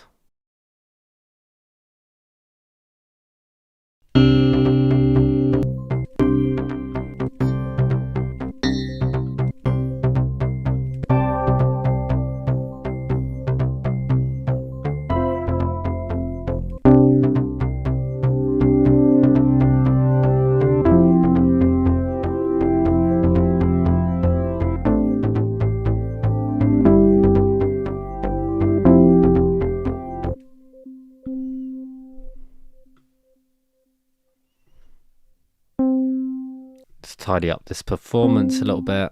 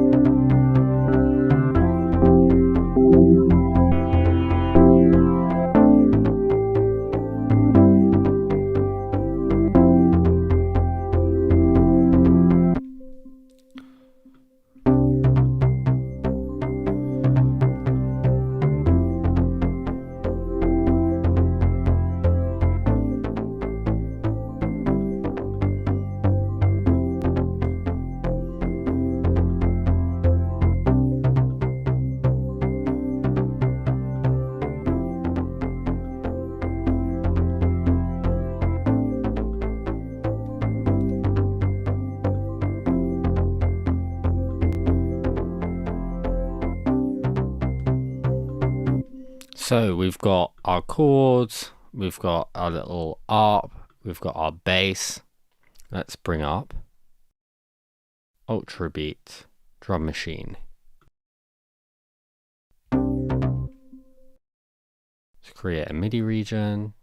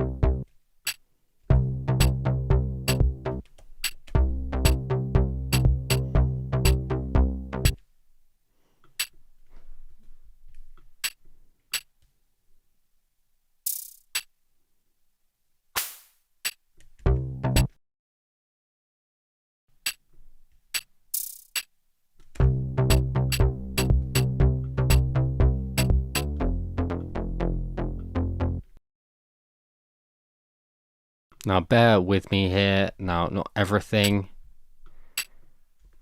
is going to be explained right away in this demonstration.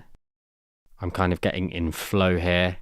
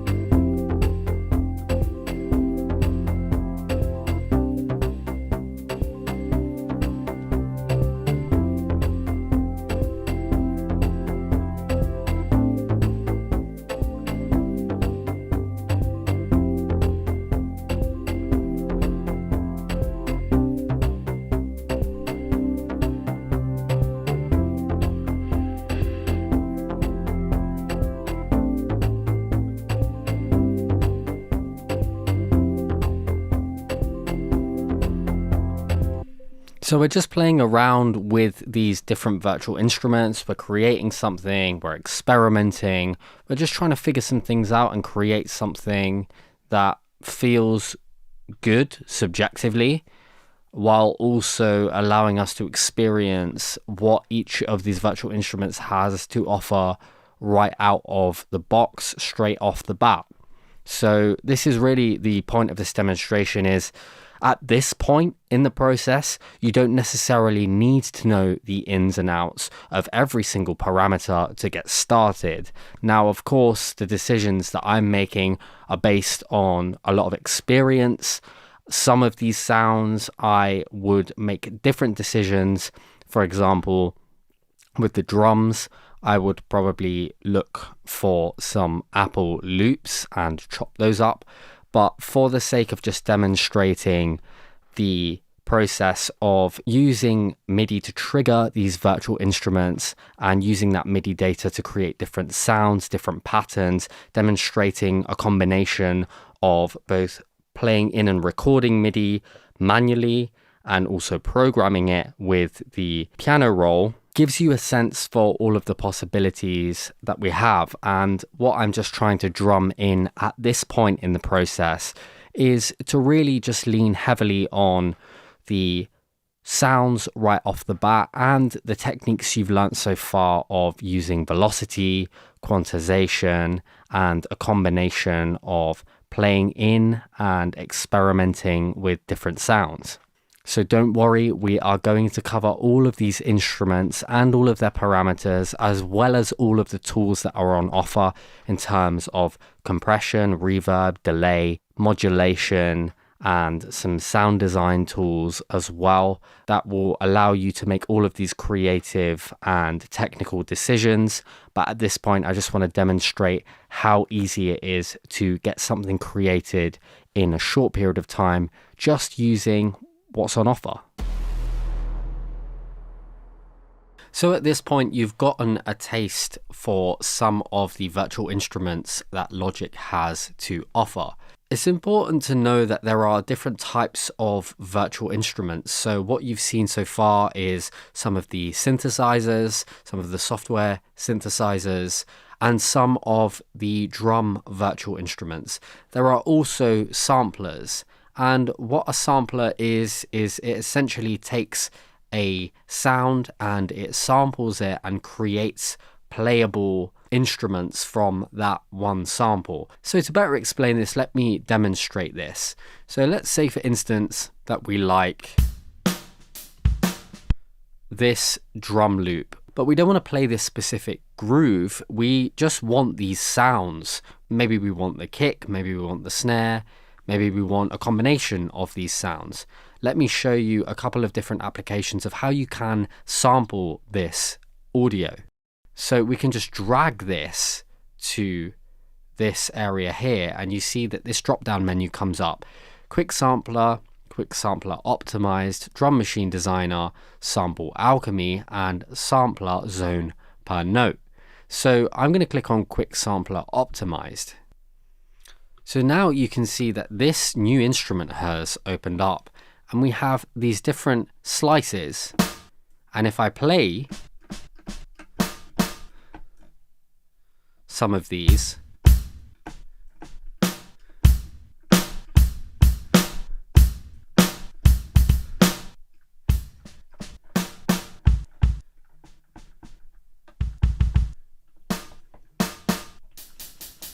you can see that we have a kick, snare, we've got a few little regions that are in between, but we've got our hi-hat as well. So we can now play this instrument as a new instrument. So we've got these drums that we can program as MIDI and create our own pattern. So that is an example of sampling. You can also sample this as a one shot. So let's say, for instance, we just want the kick. We can drag the section that we want sampled,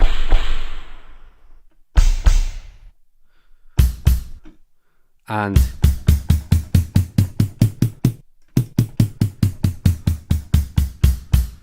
this can be played all the way up and down the MIDI keyboard or your piano roll. So this is slightly different. We have a lot more control over that one sample that we want to manipulate.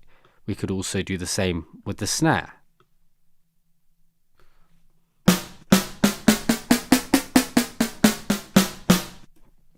And the hats. So if we wanted to, for example, have each instrument have its own track and program each separately and then add effects to each track, we could do that by selecting the corresponding sample that we want to have control over.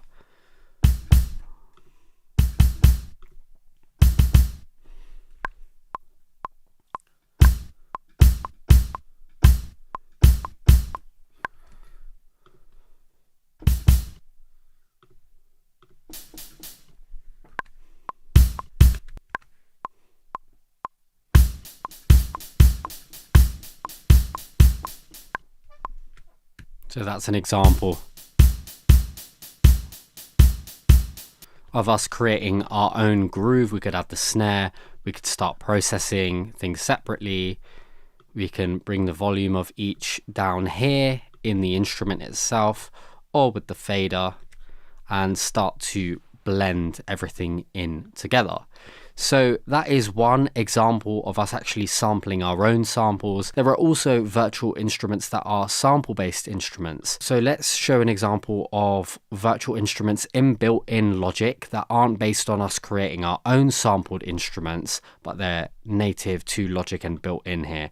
So we have our sampler here, and if we go down to this drop-down, look, we have acoustic pianos, basses, drums and percussion, keyboards, guitars, etc., etc. So let's just listen to our grand piano.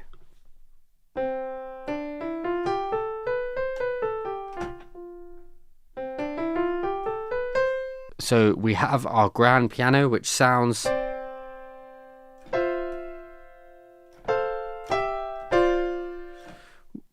like a real piano.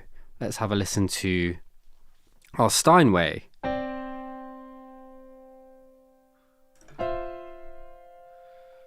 This sounds slightly different tonally, as we've got this sampled instrument which is sampled from a Steinway grand.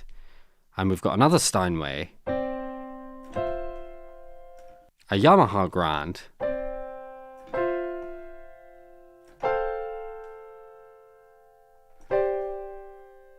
so we have all of these inbuilt sampled instruments. We've got our electric bass, fingerstyle.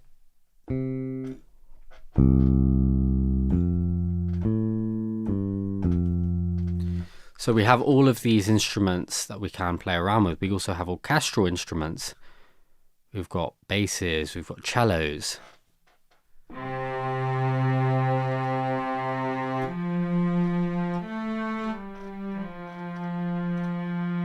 So we have all of these inbuilt instruments to help us mimic and recreate some acoustic instruments that have been sampled. We also have textures, ambient environments, applause and laughter.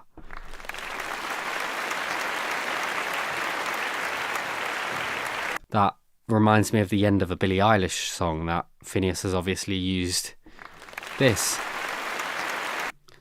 We've got comedy noises.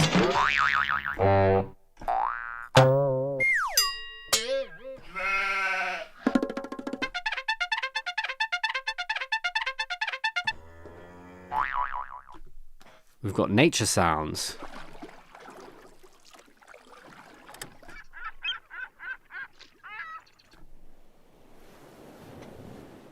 So we're not only limited to instruments like pianos and basses and cellos and guitars, we also have these nature sounds, we have ambient environments that are all inbuilt into Logic's sampler. So we can choose from each of these inbuilt presets. We have effects as well, trailer effects.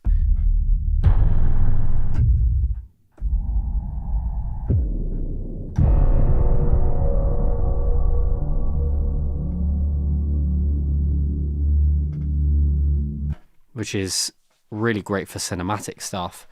And we can just scroll through all of these presets and find some of these sampled instruments that are suitable for what project we're working in, depending on the genre and the style and the emotional intent that we have going into the project. So this is a brief overview of sampled instruments. We covered virtual synthesizers earlier on very briefly.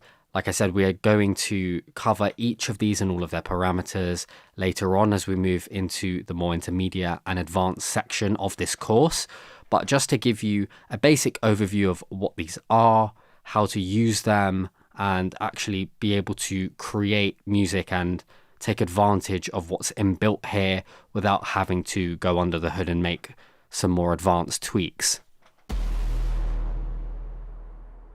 All right, so now that we have a firmer understanding of virtual instruments and samplers, let's talk a little bit more about MIDI. So we've touched on this a little bit when we showed a little bit of the piano roll and we programmed a simple drum beat using MIDI, but let's just dive in a touch deeper. So what is MIDI? MIDI stands for Musical Instrument Digital Interface. It all sounds very complex, and in essence what it is just a digital system for sending and receiving musical messages from a controller to some form of software.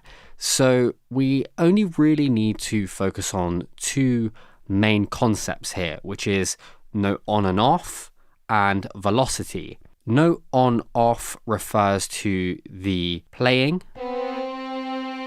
of a note. So note on, note off. And we have the numbers 0 to 127. And this is the range that MIDI works from. So the numbers of 0 to 127 on note on off pertains to the pitch. So we've got 0, which isn't playable on this particular sampled instrument, to 127.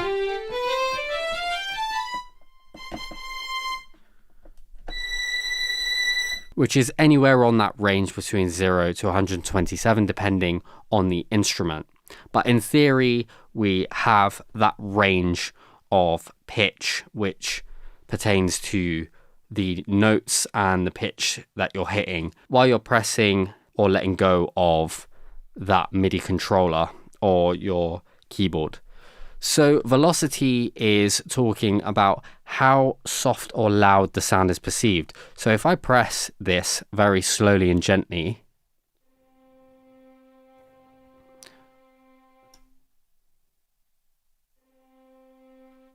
if we draw your attention here to the LCD display, you can see that there's a number there that was 1 and then 0. Now let me press this harder. We have 86, 1, 84, 127. So we're talking about how hard and soft the sound is perceived. However, when it comes to using a MIDI controller and manually playing this in, we're thinking about soft and gentle as opposed to how hard we're actually hitting it. So if you want it to be softer, you want to slowly press the key. If you want it to be harder, you need to do it faster. If you want it to be harder, you need to press the key faster.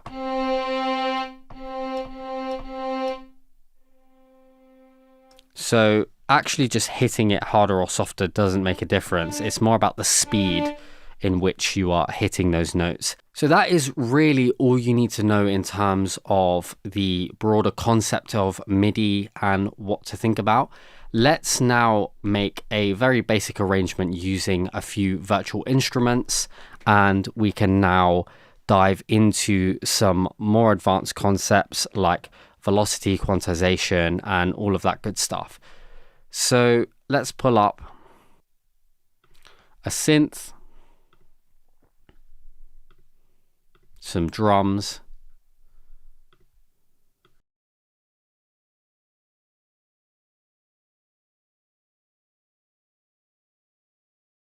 an electric piano, and a bass.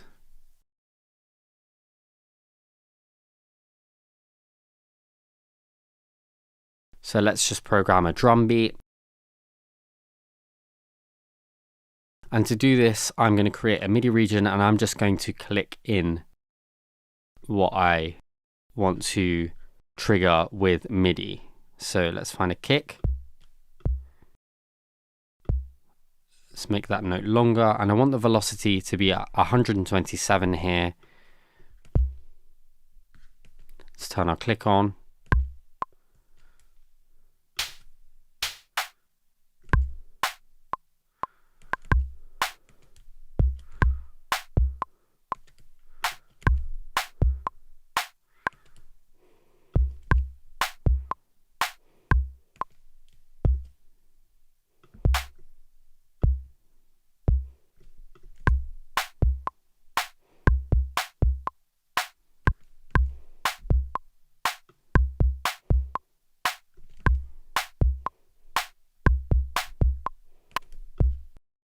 I want this to be a little softer.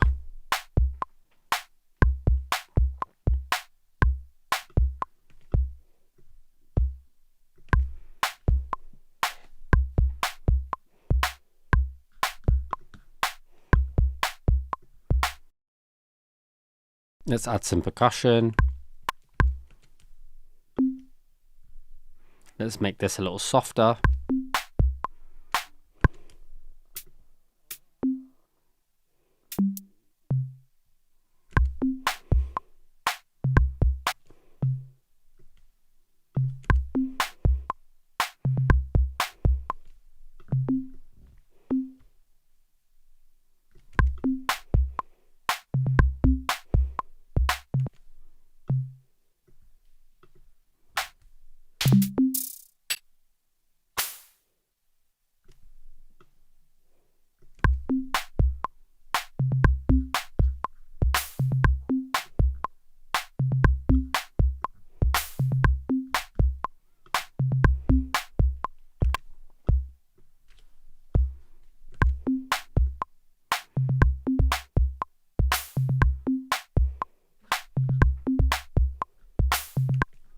Let's add a shaker.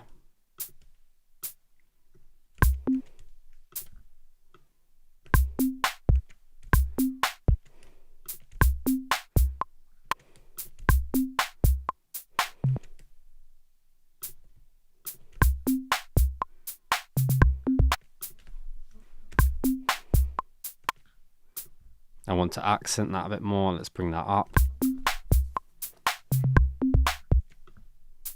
Just copy this over.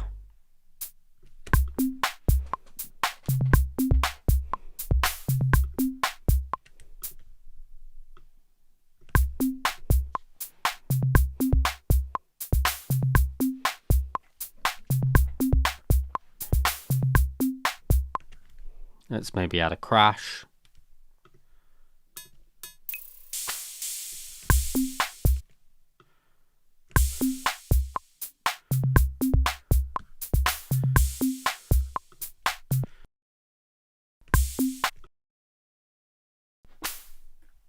Now let's move on to our bass. Now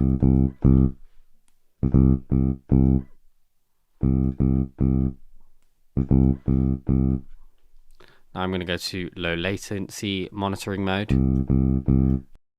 And let's just play this in with my MIDI keyboard.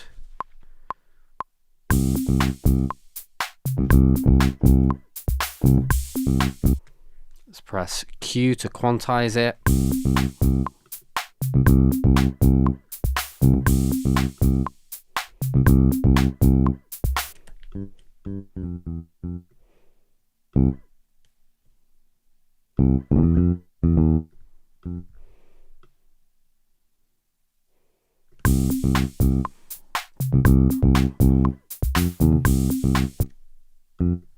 Just want to edit this.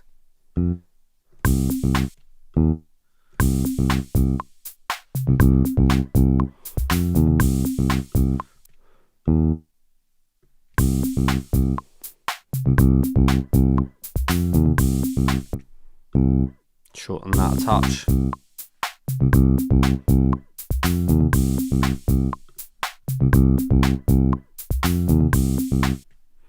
Now let's add some kind of drone. Let's find some pads.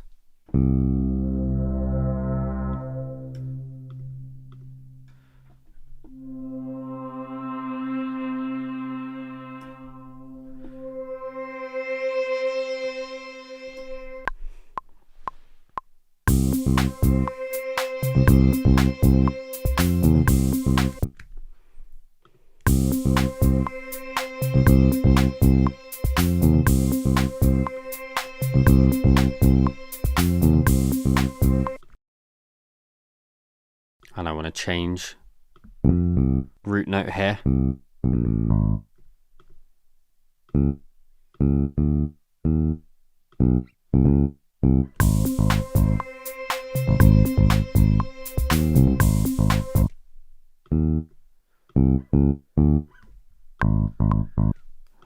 Let's have a listen to how this sounds.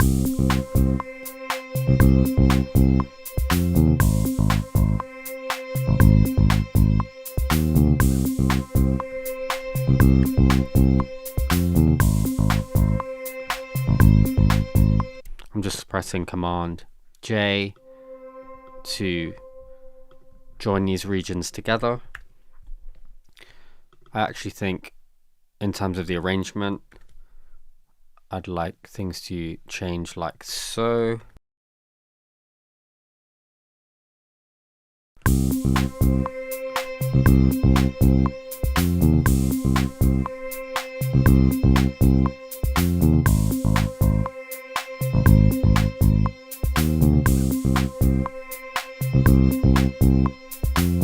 Okay, so let's move that over.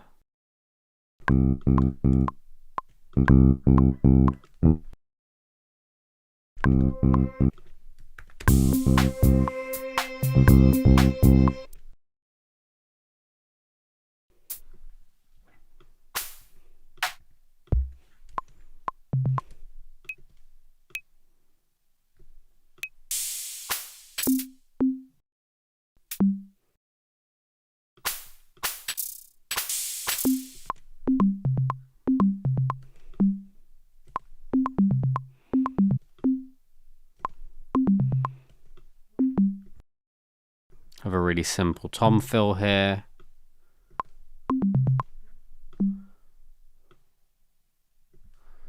Have it gently crescendo up. Let's listen to what we have.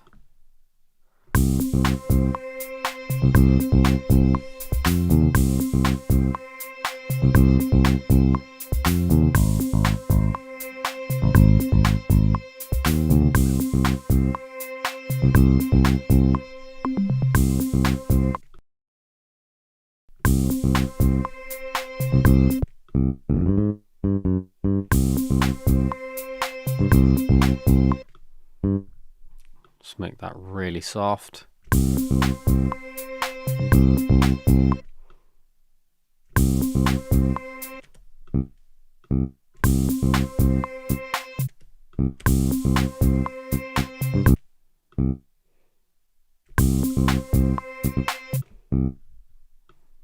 Kind of create these little ghost notes.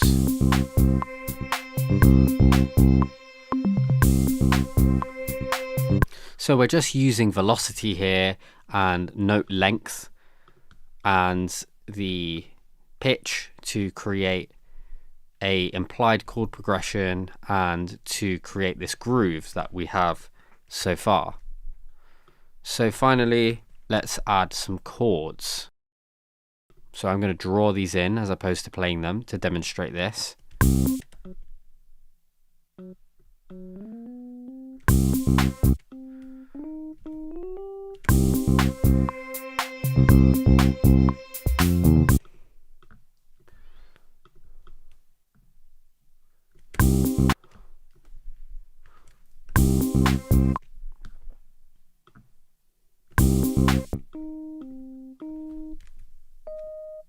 So I want to bring the middle note of this triad up an octave and create a different voice leading. And to do that, I'm just pressing Shift Option and the arrow up.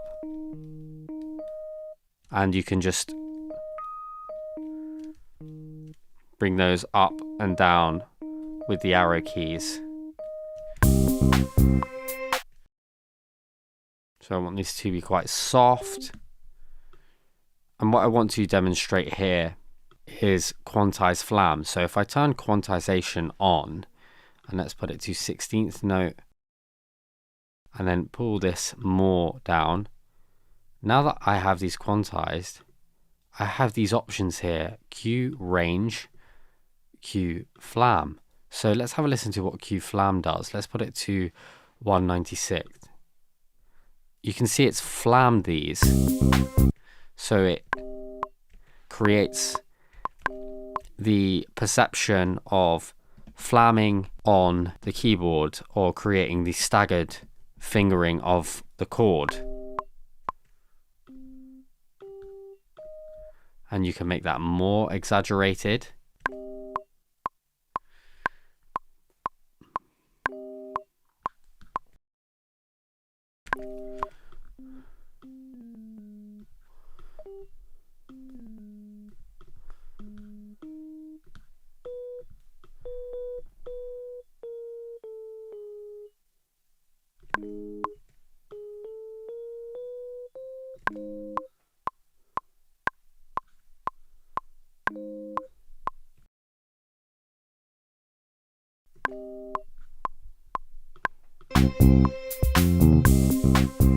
Bring these up in velocity, they're getting lost a little bit.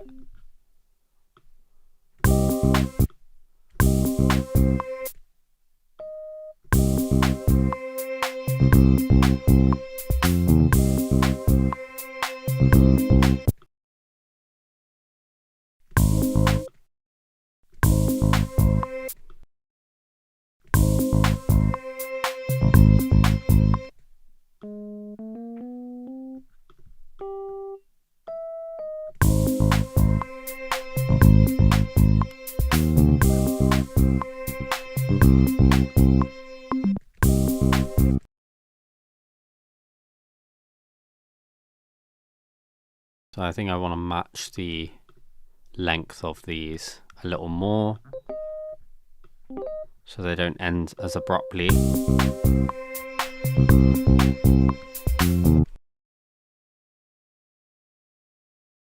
I'd also like to accentuate the release of this, so I'm just going to add some delay.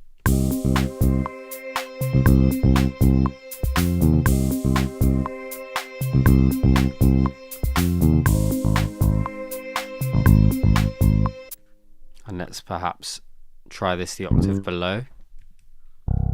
I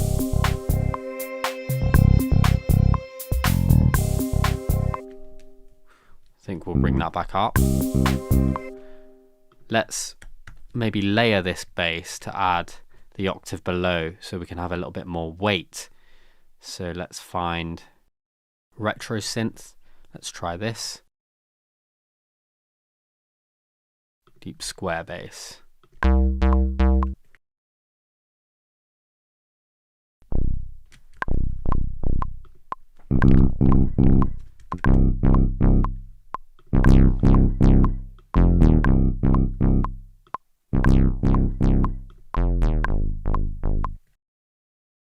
Some of these notes.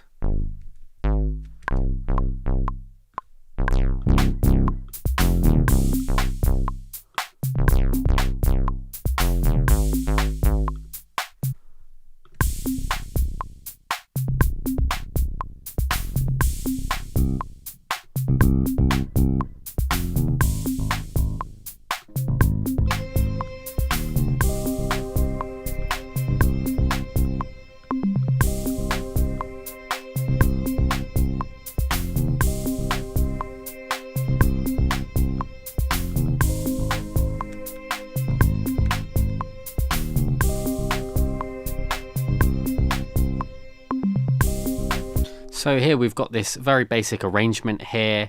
We've got 5 instruments, we've got some layers, we've got a slightly lower and higher bass covering that frequency range. We've got some rhythm with the drums. We've got some chords that we've programmed in. We've also showed you how to use QFlam and how to create these techniques without necessarily playing them in. So if you are strapped, you're unable to play, you don't have a MIDI controller, or you don't play piano, you can create similar effects like this using some of these more advanced quantization techniques here. And we're also just playing around with velocity, specifically with the drums and the bass. We've got some chords going on here that we've programmed, and we have manipulated the length to suit the groove of the track as well as just adding some effects to accentuate certain parts that we would like to have accentuated in the context of this particular groove. So there you have it. That is using MIDI in a nutshell. We have covered all of the parameters to get you started. You have a slightly deeper understanding of MIDI. We will dive in more and more as we go into the more intermediate and advanced sections of the course, but this is certainly enough to get you started with programming and arranging your own tracks. So let's talk about creating music using Apple Loops. So to access our loops, we can click this button or press O, and here we have all of the Apple Loops available to us. And as you can see, there are a lot of loops here that haven't been downloaded.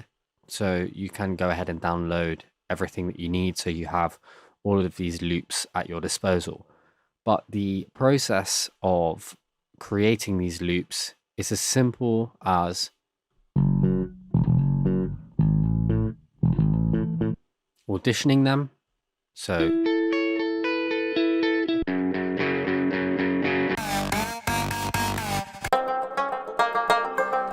you can click once to audition and click again to stop playing.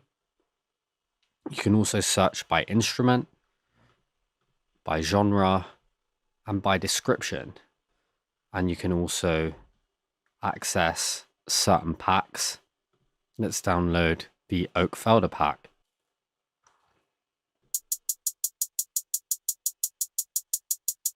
So we have a hi-hat. So let's start building some drums out using these loops.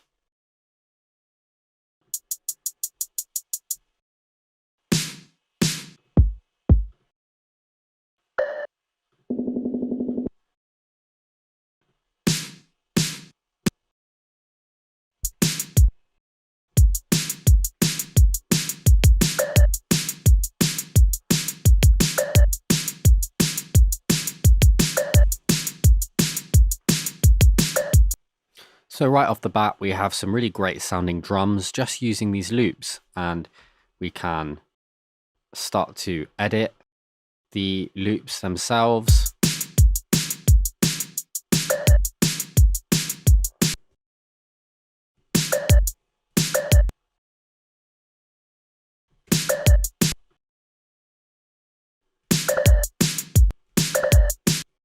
Like so, and you can start to create your own arrangement. For now, I love how this sounds right off the bat, so let's leave it as is.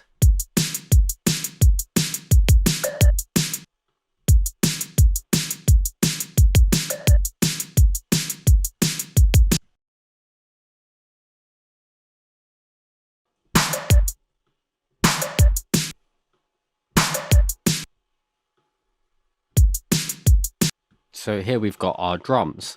So we can click Shift Command D to create a summing stack. And now we have all of our drums grouped and created.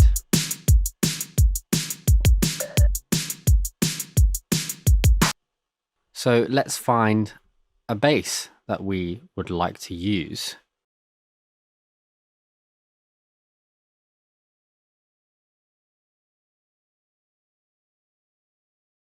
Click bass.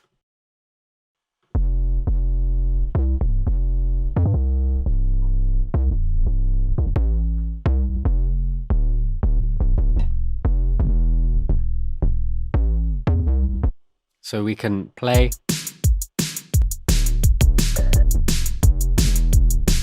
and audition.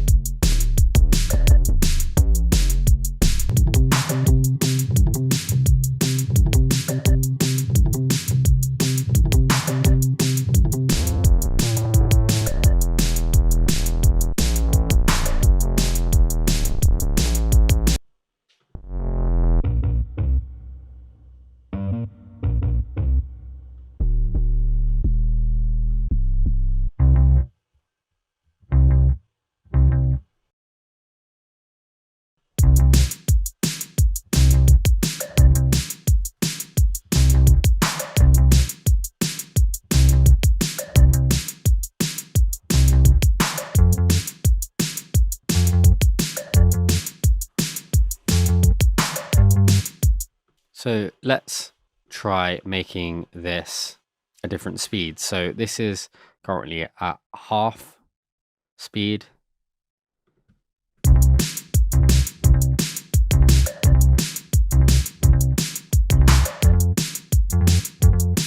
So to adjust the timing here, you can just go to your region inspector here and you can click follow tempo to have it snap to the grid, or you can uncheck that and you can hold option and you can lengthen or shorten it to taste.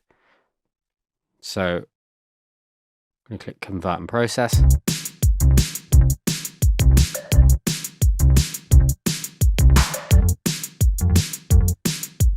Now you can hear that there are a lot of artifacts that are happening from this being time stretched. I'm actually going to bring this down to 126.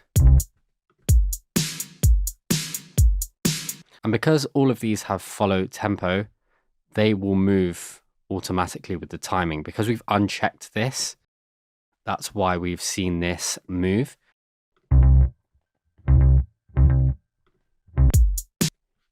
We can also change our key up here, and this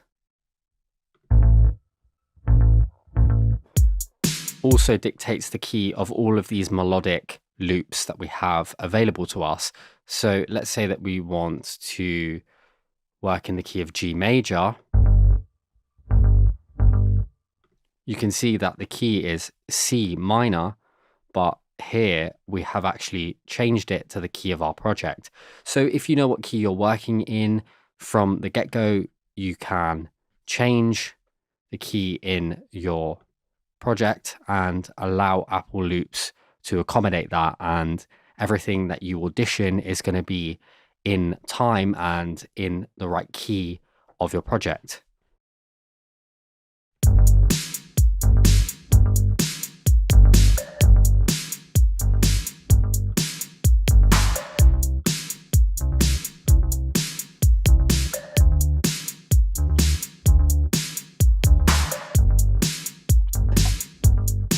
So let's just have our cycle range for these first 8 bars. And now let's maybe add a synth and some guitar.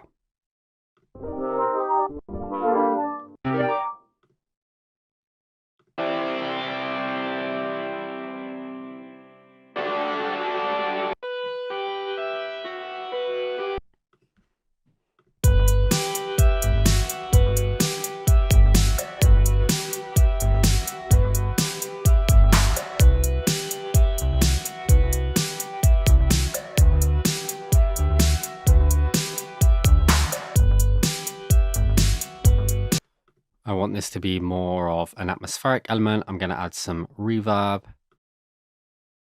synth hall.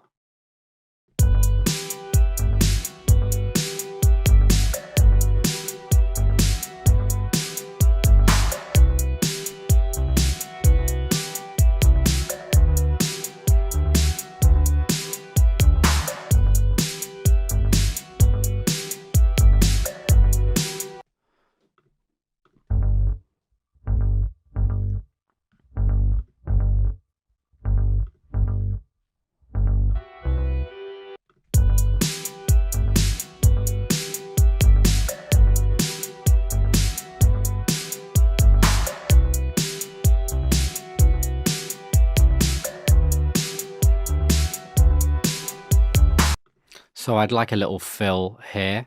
So what I can do is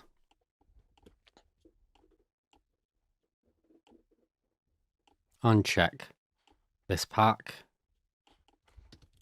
And let's just type in fill and see what comes up.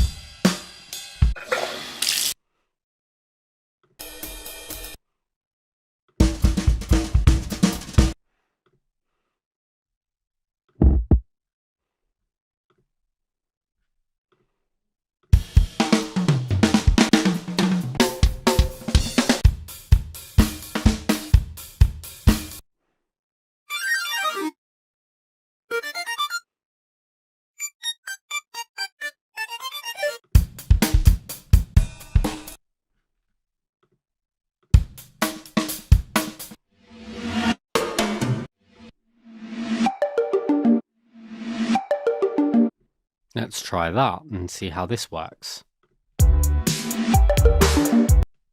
Now this is in a slightly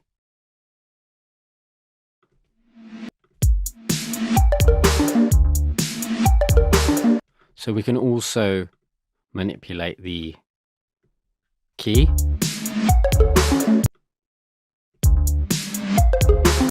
Like so.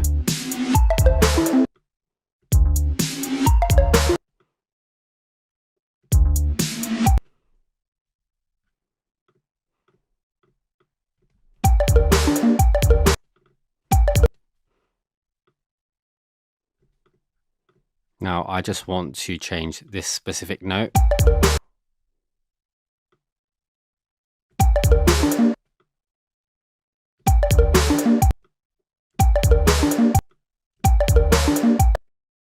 Or I can just get a little bit more crafty here. I'll actually just use this as a riser, and then I'm just gonna manipulate the audio and create a little fill.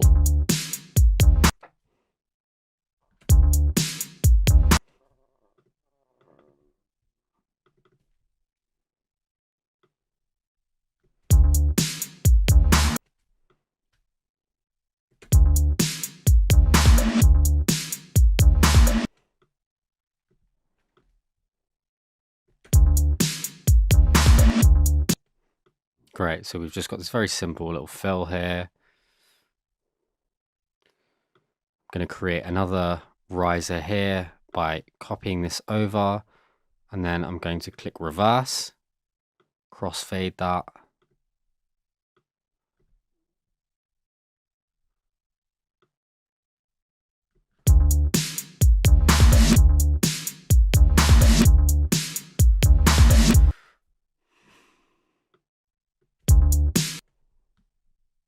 So let's see where we're at now with all of the loops that we have dragged and dropped in so far.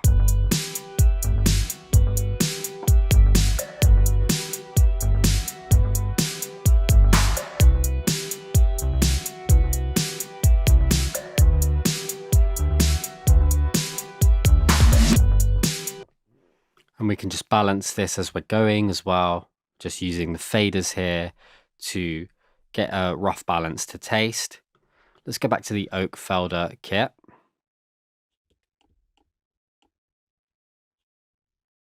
There we go. And now let's find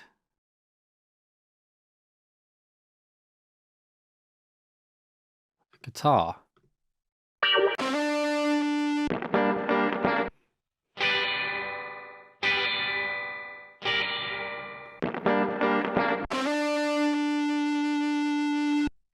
This is pretty cool. Let's see how this sounds in the context of what we've built so far.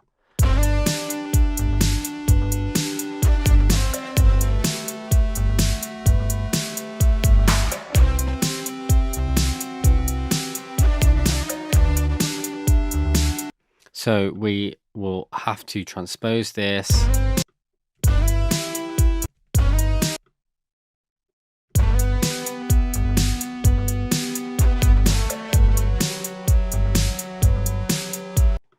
So So we've got some issues with this fitting in. We can play around with transposing it. Right off the bat, this isn't really the sound that I'm looking for. I want something a little bit more rhythmic, adding a little bit more movement. So let's just see what we've got on offer if we type in guitar.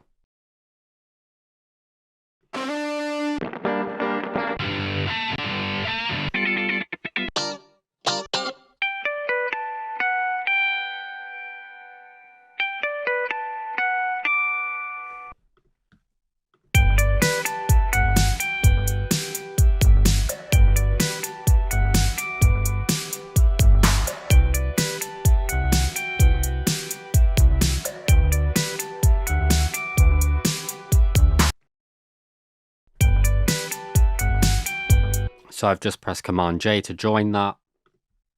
I want to add a delay.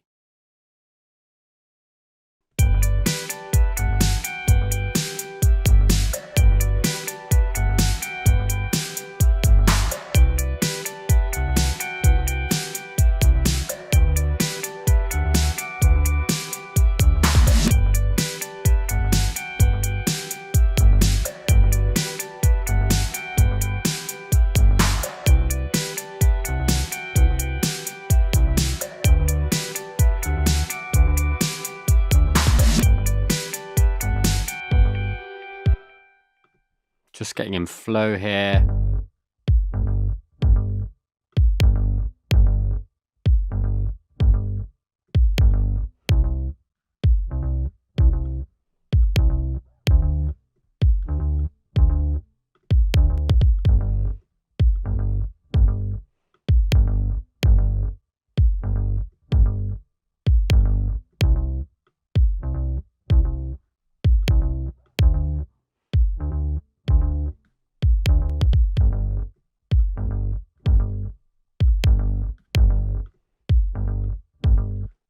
Just helping the relationship between these two frequency ranges to live a little better together.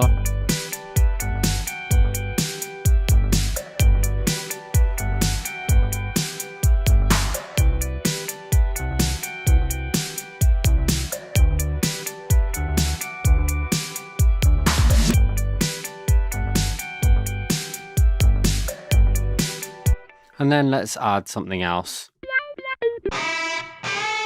Just for fun, let's see if we can find a synth.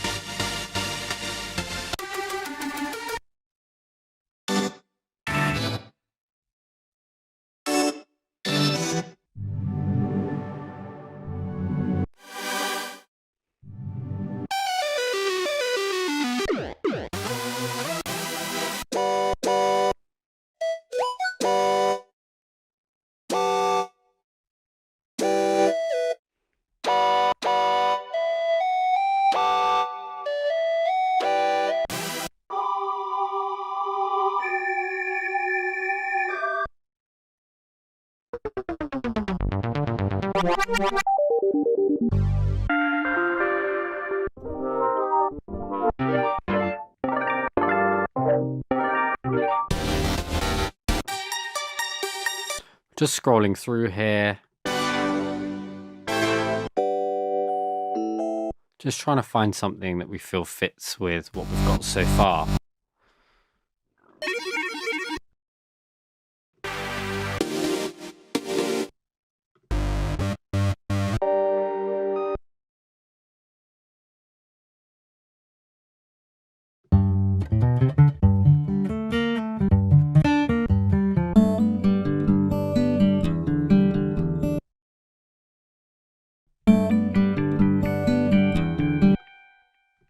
I just want this to drone.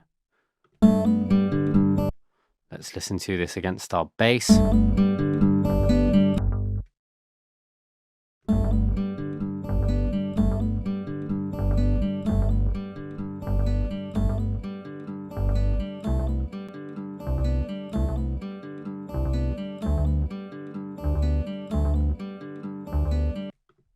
And there are these little arrows here that allow you to scroll through each of these different patterns. So let's have a play around and see if we can create some variation here that works in the context of what we've created so far by just cycling through these.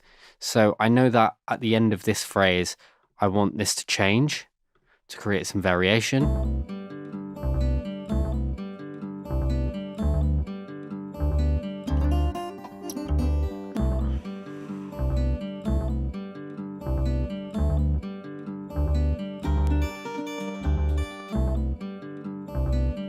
Let's just cycle through this section.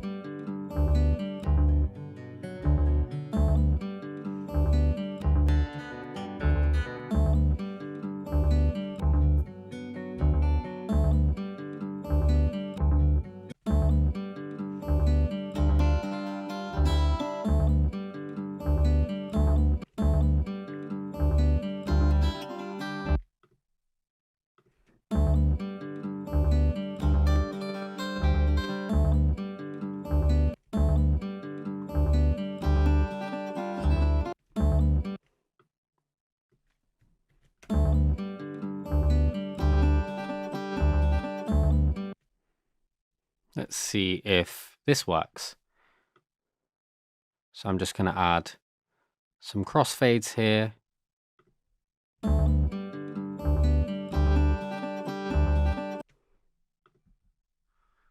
let's listen to this in the context of what we've got so far.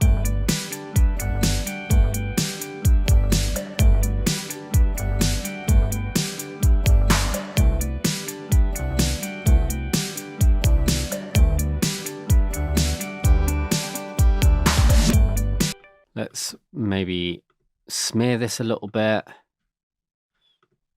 So we've got a mono signal. Let's pan this to the left.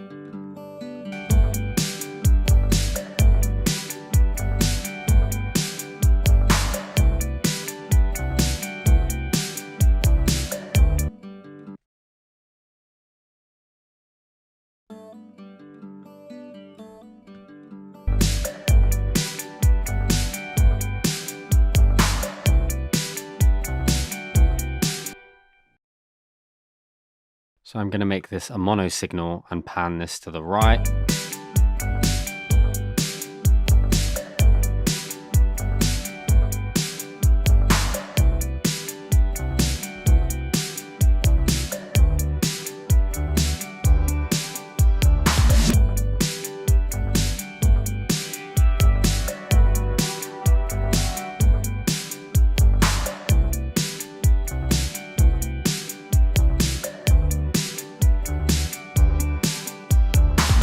So there we have this vibe that we've created. This is a really quick way to start gathering some inspiration, to create something that you can start writing to. So if you're in a room with an artist or you're an artist yourself and you really just want to get some inspiration, you want to get the creative juices flowing in a short period of time, you can pull in all of these loops. You can create something that instantly puts you in a creative space to start writing a song. And this is a really great tool for that. Later down the line, you can come back to each of these elements and you can perhaps reprogram them, you can rejig them, you can rework them, you can maybe create your own version of each of these to make it a little more fresh and a little more your own. But for the sake of being able to create something very, very quickly, without the struggles of having to cycle through virtual instruments and start programming all of these parameters, you can get some really great sounding stuff right off the bat and just pair things together to taste and have something to work with in a very short period of time.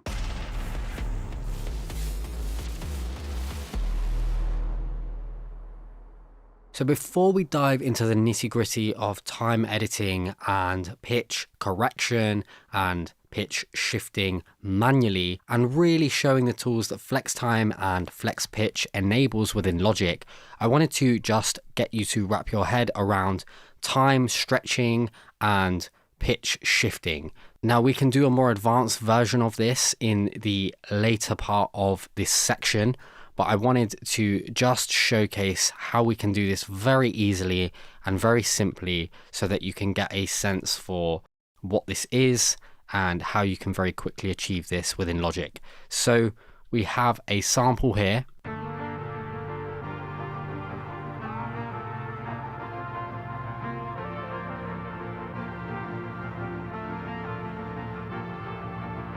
And what you'll notice as we go to our region here is that we have a number here at transpose, and we've transposed this already 1 semitone. So the original sample was in this key.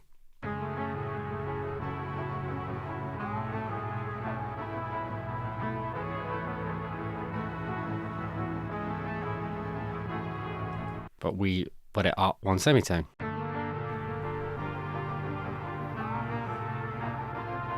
So this is how you can very easily pitch shift. So let's say we wanted it 7 semitones up.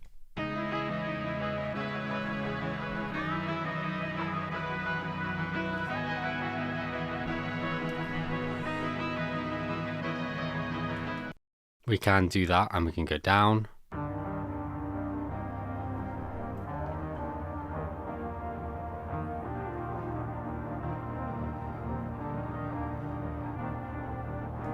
And if you click on these arrows here, you can see that you have the option to go all the way up to 36 semitones. So you've got 3 octaves up and down to manipulate with the pitch. And you can also do fine tuning here. So you're playing around with this sense. So if you wanted something to be a little sharp, a little flatter, a little sharper, you can also play around with that.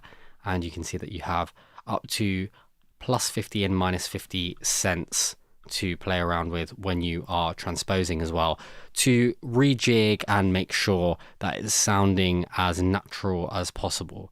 So let's put it back to where we were. Let's now talk about time stretching. So we can also see here that the original BPM of this particular sample was in 124 BPM. But we're working in 174 BPM. So how is it that we were able to manipulate this sample to get it in the right time of this track that we're working in? So for the sake of demonstrating, let me pull this sample over. Let's now put it to the original tempo that we were at when we dragged the sample in.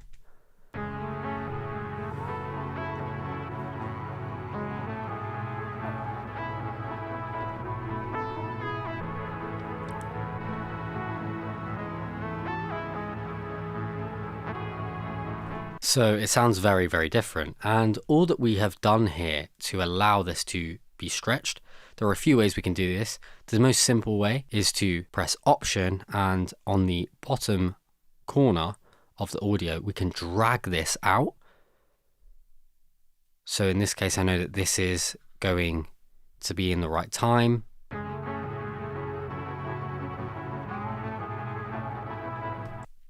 If I wanted to stretch it out so it's double the amount of time, we can do that too, which is going to sound interesting.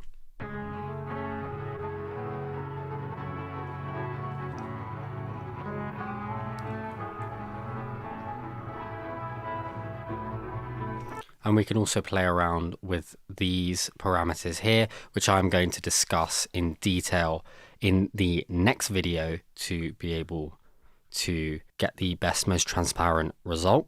So let's put that back to here.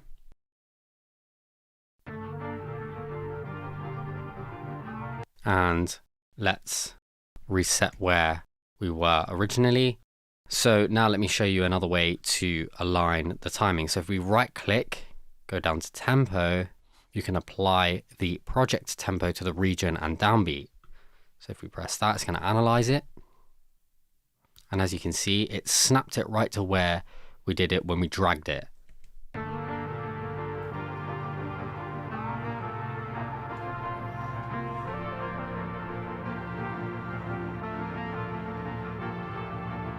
So that is the basic principles of time stretching, time manipulating, and pitch shifting. We can use both of these tools in a utilitarian way just to get things in the right key that we're working in the right time. And we can also use them creatively to create different textures and different effects within our music productions. So have fun with it, play around with these parameters. You can play with transposition, fine tuning. You can play around with time aligning to the tempo of your project. You can also play around with stretching and shortening, like so. So we can shorten it and make it double time.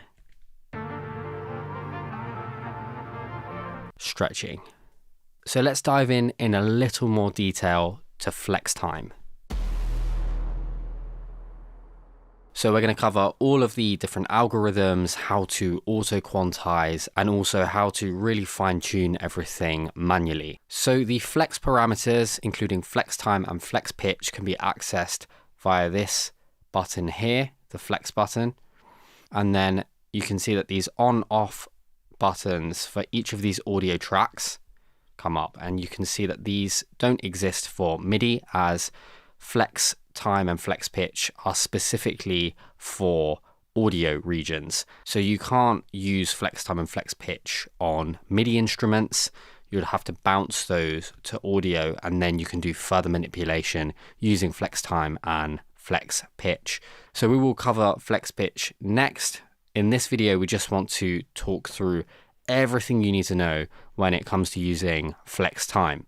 So we have a vocal here, we've got multiple takes, it's in a take folder, we've done a rough comp, and I want to just use this to talk you through some of the parameters and how to access flex time. So let's click on our flex button here, and as you can see, we have this drop down menu that has some different algorithms. So we've got automatic, monophonic, slicing, rhythmic, polyphonic, speed, and tempophone. So the automatic is on polyphonic, so this is how Logic has detected the audio material. It's actually not correct for this instance. So polyphonic is for instruments that are playing multiple notes at one time. So we're thinking chords, guitars that are playing chords, or a piano, or pads, that kind of thing. And monophonic is for specific audio material that is only playing one note at a time. So we're thinking of bass, we're thinking of a lead guitar, a vocal, which can only sing one note at a time. And then we have to overdub, you record multiple takes, and then put those together to create harmonies. So I'm going to click monophonic. While I'm talking about the different algorithms, let's talk about slicing.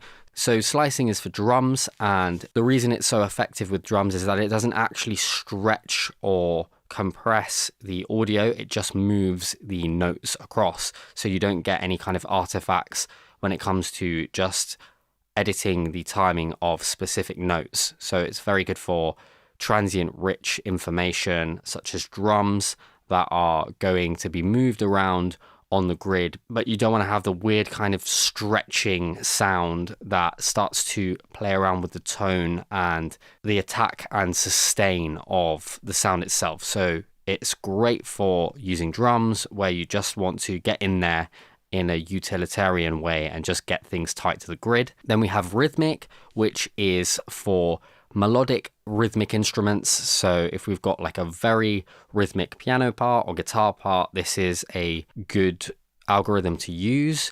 And sometimes you may flick between rhythmic and polyphonic depending on what sounds the most transparent.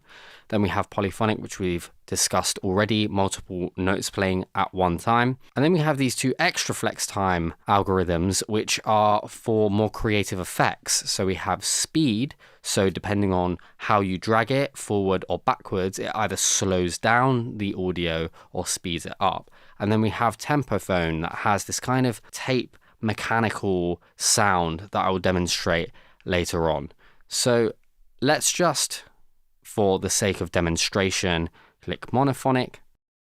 And as you can see, these bars have come up now on each of the transients. So the transients are kind of the initial sharp attack of each audio signal. You've got the attack and then you've got the sustain. So all of these lines are analyzing that initial burst of energy at the start of each note. And what we can do here is we can actually drag these across. So as you can see, I'm dragging this and it's moving all of the whole audio file like so.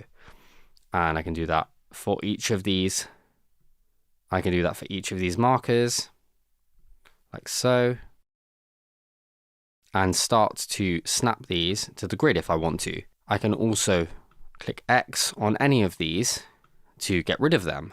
And I can also double click, and I can also click like so to add any markers that I want to do some further manipulation. So as you can see, as I'm moving this across, it's moving just this section here.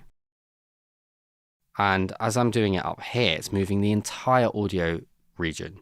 So this is great if you wanted to do a global timing issue, like if everything was just kind of a bit too soon, or if everything was a bit too late and you just wanted to pull everything over across like that. But what if you wanted to just do some manipulation between phrases? So let's click X. As you can see, as I hover up, we have this kind of funnel with a plus. And then as I go further down, we have these 3 markers. So we've only got 1 marker and then we've got 3. So what the 3 represents is, as I hold that down, as you can see, these 3 markers have been highlighted. So these 2 are going to stay in place, but this one is going to move across. So we can really get in there and start to tighten things up.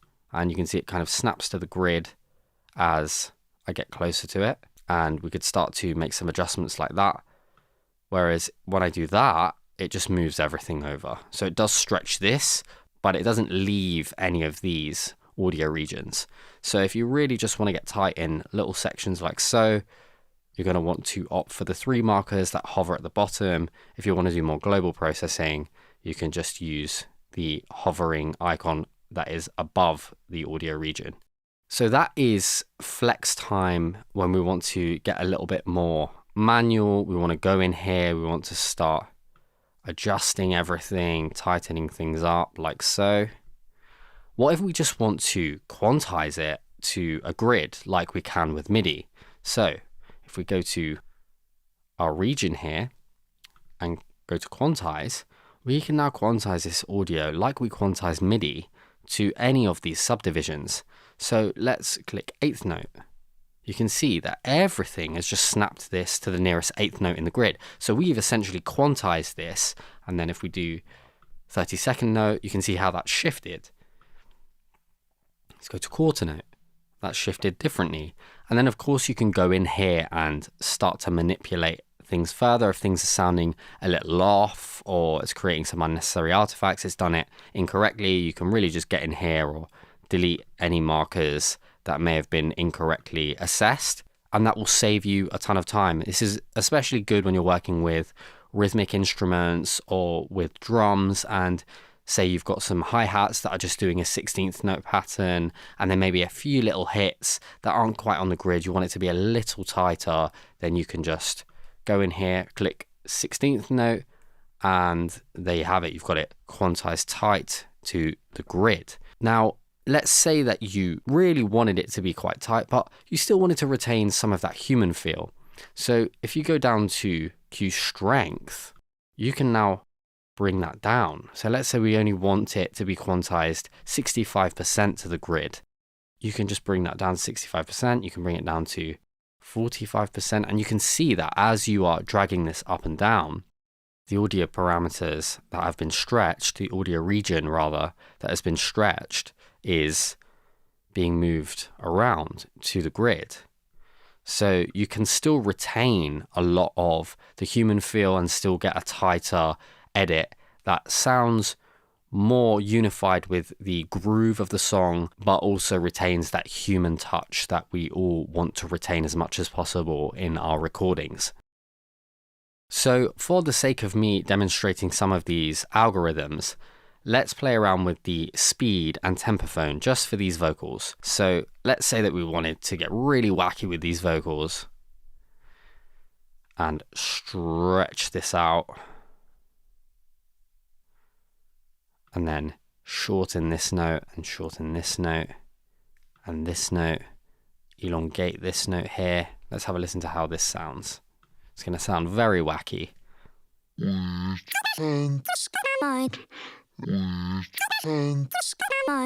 So you can hear that this has really slowed it down, and the pitch associated with slowing and making things faster is also, when you slow things down, it's going to sound a lot lower in pitch, and when you make things faster, it's going to sound a lot higher in pitch. So we're creating the timing differences between each of these phrases, and that's also affecting the pitch as well. Now let's play around with tempophone. So let's get rid of these again. Let's try and shorten that. Let's elongate this. Let's elongate this. Maybe shorten this a little bit. We take my hand to escape my mind. We take my hand to escape my mind. So when you listen to mind, it really creates this very interesting texture with the audio. Mind, mind, mind. Let's lengthen this as well and have a listen to that.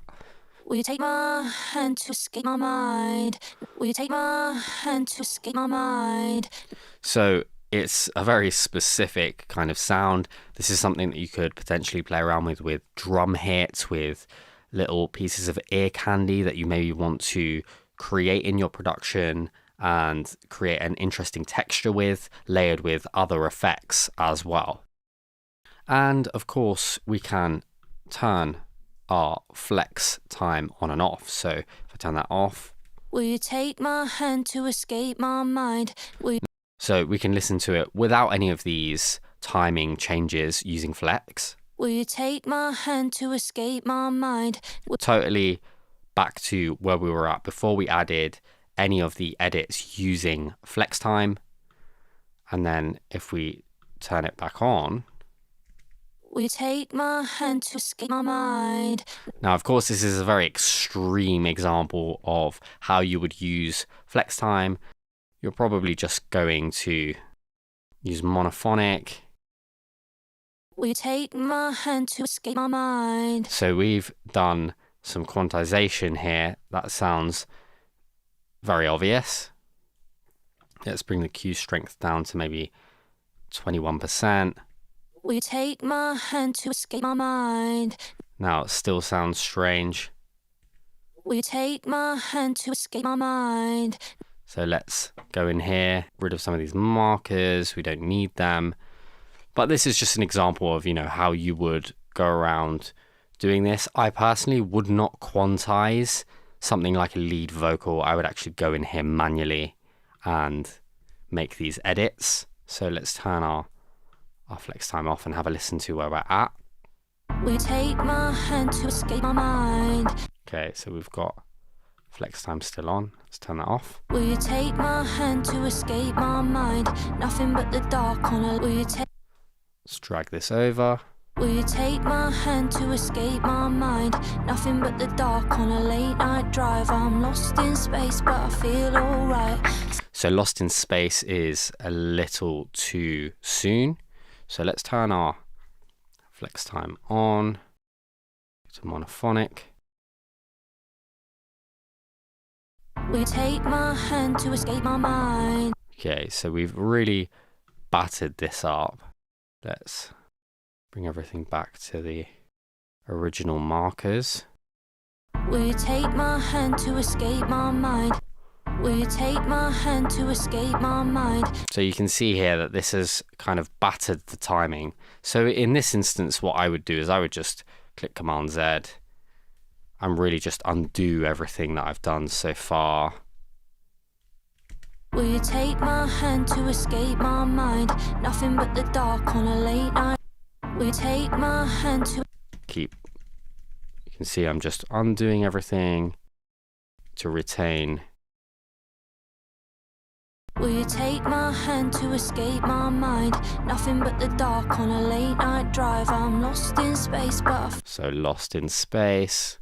Night drive, I'm lost in space. Night drive, I'm lost in space, but I feel alright. Night drive, I'm lost in space, but I feel... Sounds a little better to me. On a late night drive, I'm lost in space, but I feel alright. So we could just drag this ever so slightly.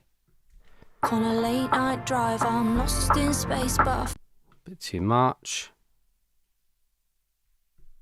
On a late night drive, I'm lost in space, but I feel... late night drive. I'm lost in space, but I feel alright. Lovely. So these are very, very minor edits. Will you take my hand to escape my mind? Nothing but the dark on a late night drive. I'm lost in space, but I feel alright. Will you take my hand to escape my mind? Nothing but the dark on a late night drive. I'm lost in space, but I feel alright. Let's listen to this last section. I'm into a place what I feel inside. It's free. Just drag this over a touch. Just a little tiny, tiny smidge. Feel inside. It's Lovely. So this is an example of, doing something a little more subtle.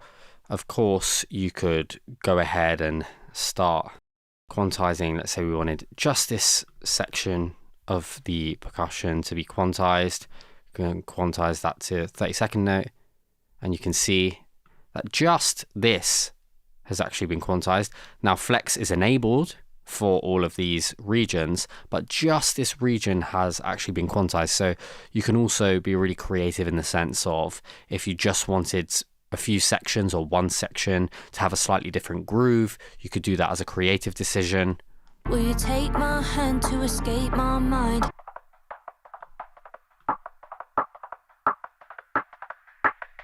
So let's just move this over here so we can actually hear what's happening here. Let's quantize this 30-second note.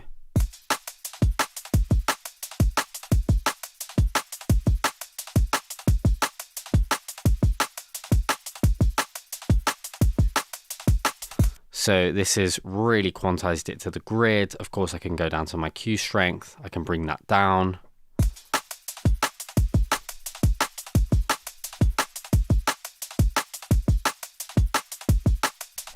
This is a little looser to the grid. This particular instance I prefer without the quantization. I love the human feel of it. There's already some humanization that's already baked into this, which is why I picked this particular loop. But this is just an example of kind of what you could do here. You could get creative with it as well, and you could put tempophone on there.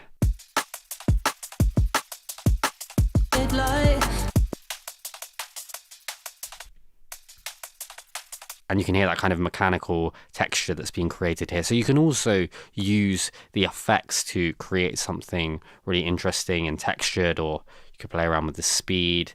Perhaps quantization won't work in this instance for this, but let's try it.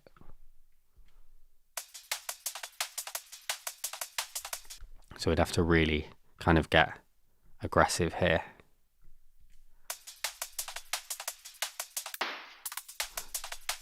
So that's really interesting here, the kind of stutter here.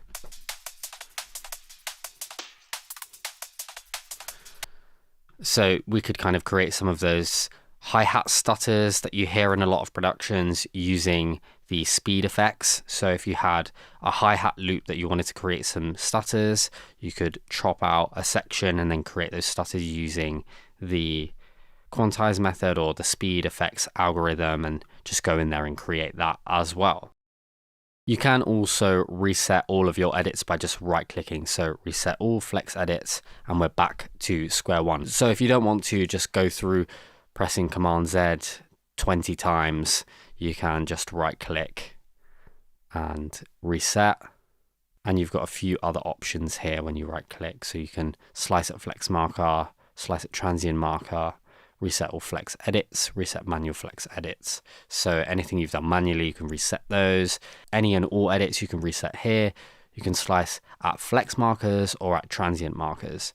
So you can see it's sliced this now at the transient markers. Or if you wanted to slice it at these flex markers that you can see here, you're going to get less slices. So you can see that we've just got this slice here. So if you highlight these, we can see it's slicing them at the highlighted flex markers. So we've got a ton of options here to get really granular in our editing process. And we've also got some creative effects that we can use using these flex time algorithms. So that's flex time in a nutshell. Really just get to know these algorithms.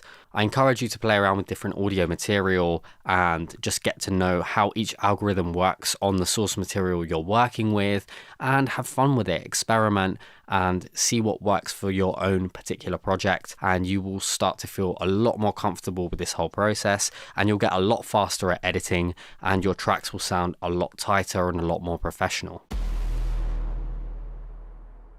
All right, let's move into Flex Pitch, which is Logic Pro's native pitch correction and pitch shifting algorithm. So let's take this vocal that we were working on with flex time. Now we know what we need to do. Press the flex button, and then we've got all of our timing, and then at the top we've got flex pitch. So we can press flex pitch, and now we can see that the view of our audio waveform has now changed to this display. So if we open that up using command arrow down, or we can go in, command arrow up and across, command arrow right and left, we can see that we have these squares with these lines that represent the pitch. So we can double click these to snap to the nearest pitch that Flex Pitch has analyzed this audio to and see whether that's the correct pitch. We can also right click, set all to perfect pitch. We can also set all to original pitch or reset all. And as we zoom out, you'll see how this display slightly changes. Now we have a different view, and this is just these sliders that represent how close to perfect pitch the audio is. So the middle being perfect pitch, so we can double click like so to snap to perfect pitch. We can reset all, and we can also slide these like so. Will you take my hand to escape my mind? Nothing but the dark on a late night drive. I'm lost in space, but I feel alright. So we've got some issues here. We haven't really snapped everything perfectly yet. There is another view that I personally prefer to work in when I'm using Flex Pitch, and that is our editor. We can just press E for, and here we have our audio. Will you take my hand to escape my mind? And here you can see that the display here represents what we saw earlier on, but we have a more detailed view of it. So here are a few things that we can do on the left hand side. So this really represents the piano roll that we're used to working in when using MIDI, but this is how we are able to correct pitch. So we have time quantize, so we can quantize the time and strength of the quantization, much like when we're quantizing MIDI notes. And it's also very similar to what we were doing with flex time. So we're just using flex time to quantize. We can actually quantize everything to the scale. So if I drag that down, you can see it's all gone back to where it was. And then this slider represents how perfect you want the pitch to be. So let's have a listen at 100%. Will you take my hand to escape my mind? Nothing but the dark on a late night drive. Okay, so there are a couple of issues here.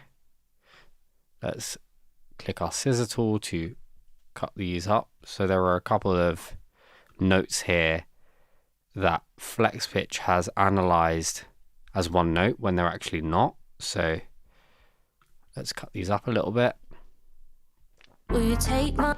And then there's a few things under the hood that we need to do here. So if we zoom in even more, you can see that there are these little parameters here that we can adjust around each rectangle.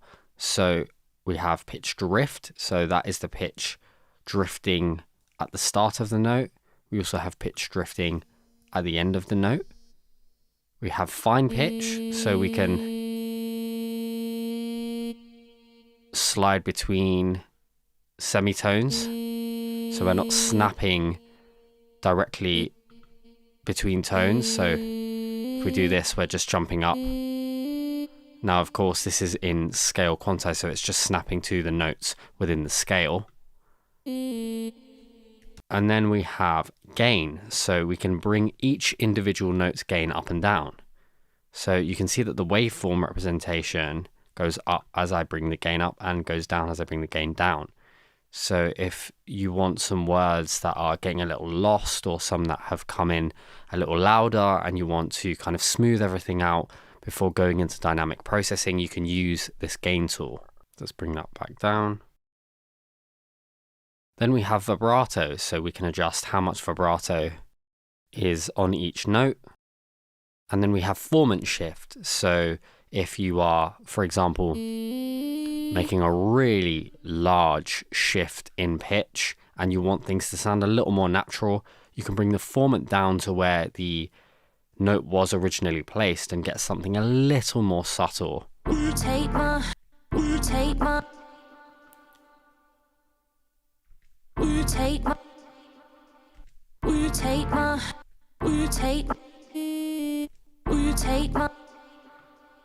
Bring that up. Will you take my hand? Will you take? And we can adjust this to taste. You can also use it creatively. Will you take my hand to escape? Will you take my hand? Or the other way. And you can see that this rectangle, this ghost rectangle, is representing the formant going up and down. Will you take my hand to? So that's the throat length / formant being shifted. Will you take my hand to escape my mind? Will you take my hand to escape my?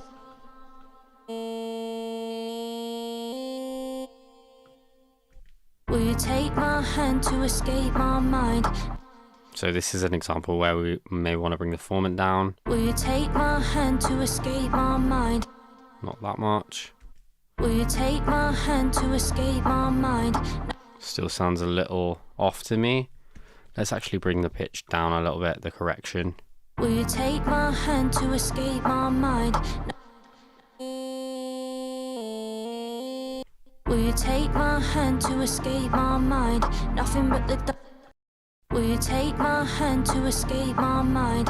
Nothing but the dark on a late night drive. Dark on a late night. Dark on a late night drive. I'm lost. A late night drive. I'm lost in space. Late night drive. I'm lost in space, but I feel alright. But I feel alright. Slamming to replace what I feel inside. So we're making progress there. That's an example of kind of what you would be doing, making sure the right notes have been separated, playing around with the pitch drift, vibrato. And what you can also do, which is really cool here, is if you drag, you can actually stretch and shorten different notes in terms of timing. So you can do both your pitch correction and timing aligning and timing correction within flex pitch. So you can do your pitch correction and time aligning and time correction all within flex pitch, which is really neat. And in case you have any issues with what flex pitch actually analyzes, you can go to edit and you can analyze audio for flex editing again. So you can click that, and what it's going to do is reanalyze. You can see the audio, and it's actually reset everything. So it's reanalyzed it and may give you a better result. So you can do that a couple of times just to make sure that you're getting the best analysis. And of course, if it's great off the bat, you don't need to do that. But if there are a few issues, you can just play around with that. And I just wanted to share one final little hack here. If you go down to lead vox here on your track, you can actually enable flex mode. See, it's off now. You can enable it within here without having to actually turn this on. And as you can see, when I pressed flex pitch, formant track, formant shift, and the process always keep unvoiced formants checkbox has all been enabled here, so you can actually just turn on flex pitch and flex time as well just by going to the track inspector here, and you can just click if you didn't want to do it this way. So there you have it. That is flex pitch in a nutshell. It's a really great tool to finesse the pitch of performances, as well as the timing and some gain automation, which is really great, as well as to get creative. You can chop up vocals, you can chop up different instruments, use samples, and manipulate the pitch within flex pitch and create new melodies, create little pieces of ear candy and vocal chops, etc., just using this tool. So have fun with it, experiment with it, use the different parameters that we have highlighted so far, and make yourself acquainted with this really helpful tool.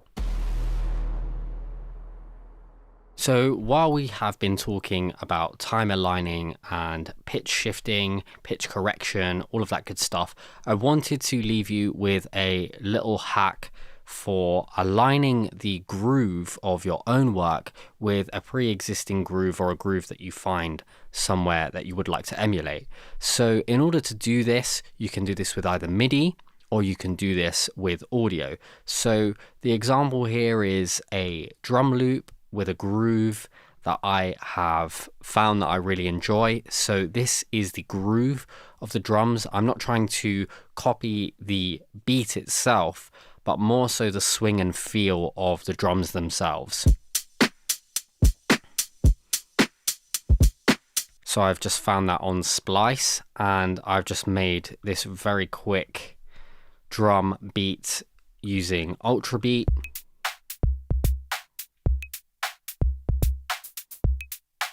So we've got everything snapped to the grid. There's some different velocities here, but I want this to have the same kind of swing and feel of this drum groove here. So in order for me to do that, what I first need to do is quantize, go down to make groove template. So right at the bottom.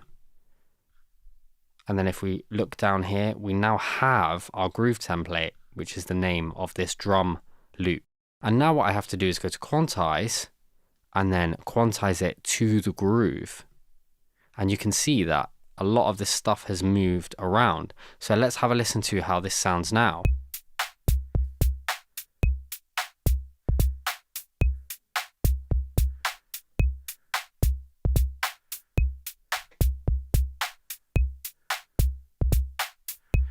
So this has instantly changed the actual placement of these notes. And what I can do here is I can play around with the strength of it here and here too. So we can bring the Q strength down and you can see that this is slightly moving. So let's say I only want 60% of that groove.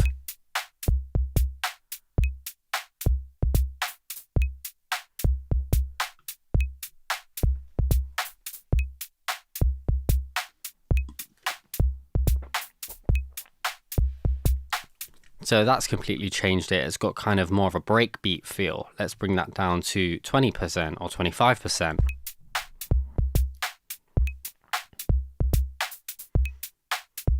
So that's retaining a little bit more of what we originally programmed. But in this instance, I love how this has changed this.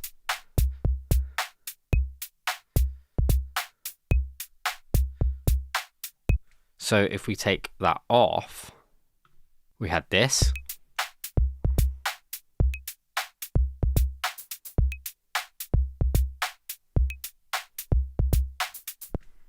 And then we put that back on.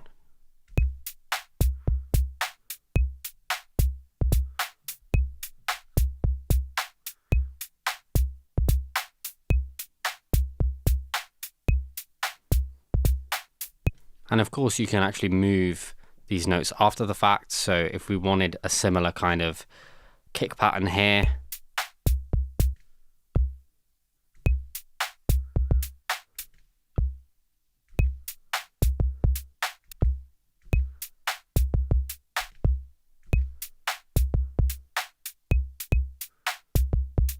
so we could play around with that to really finesse it how we see fit.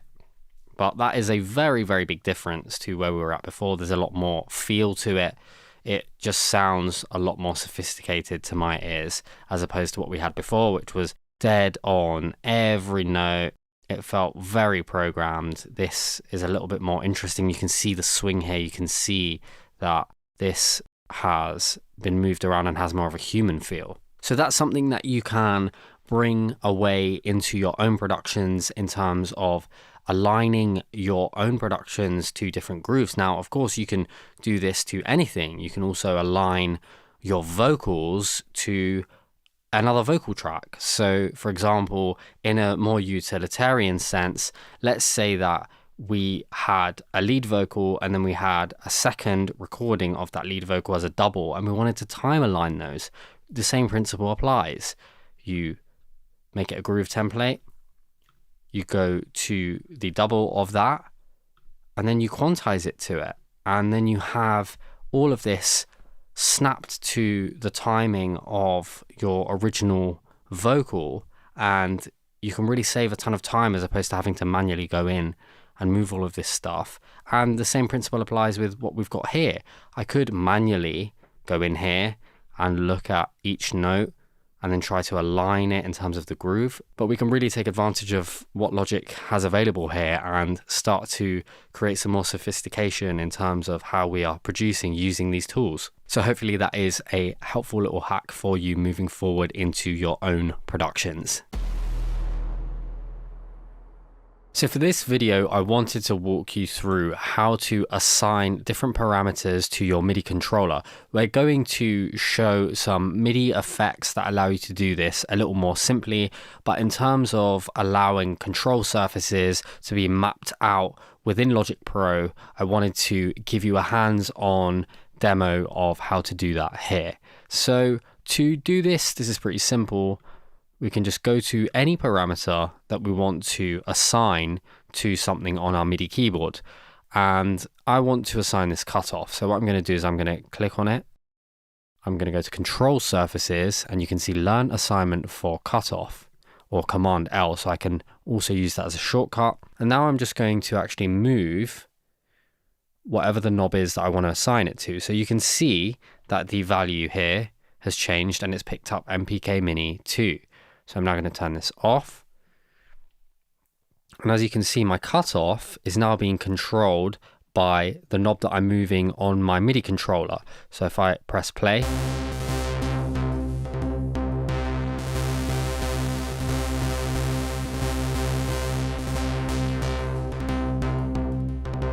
and then I can write in automation and actually have this recorded into the performance of what I'm doing here. So for another example, let's say I want to map my fader to this too. So we can go to the control surfaces here, or just press Command L. You can see that's come up, and it's got volume, no message received, because it's not received any messages from our MIDI controller yet. Now it has. So you can see now I'm moving another knob up and down, and this is controlling our volume. And then let's say that we wanted to assign our panning. Now we have another knob assigned. So now I'm going to click X, and we have 3 separate knobs now that are controlling these different parameters. So let's say that I wanted to open the cutoff, open the filter, and also do some panning. Let's play that and hear what that sounds like.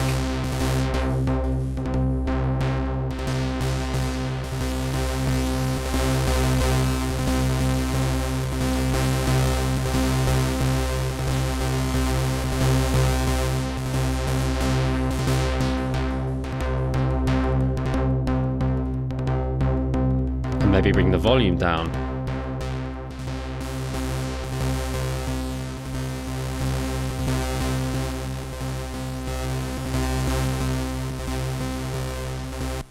We can control all of that in a much more tactile way. So this opens up creativity when you're actually performing something within the studio, when you're in a session with someone and you want to start to flesh out a bit more of a performance. And this is also something that is also great for actual live performance. So you could map all of these out and you could have your MIDI controller on stage and then start to actually map these out and create a real-time performance. So that is how you can assign different parameters to your MIDI keyboard or MIDI controller. Like I said, we're going to show some other ways of doing this as well later on, but this is a great point in the course to start to think about how we can bring in a more tactile approach, how we can actually start using hardware to control what's happening within our software. So now let's dive into some more advanced MIDI programming and MIDI effects. So to start off, I'm going to go through each of these MIDI effects here in detail and walk you through all of them and all of their parameters. So first off, let's start off with the arpeggiator. So we can just go down to here, click arpeggiator, and here is our Logic Pro arpeggiator. So we have latch mode here, and we have this play button, delete last, clear, transpose. This is for live performance. In order to enable this as well is this sort of hidden drop down here, which is silent capture. So I can play this, and this allows for live performance. So now when I press play, it starts to arpeggiate it. I can play around with the rate.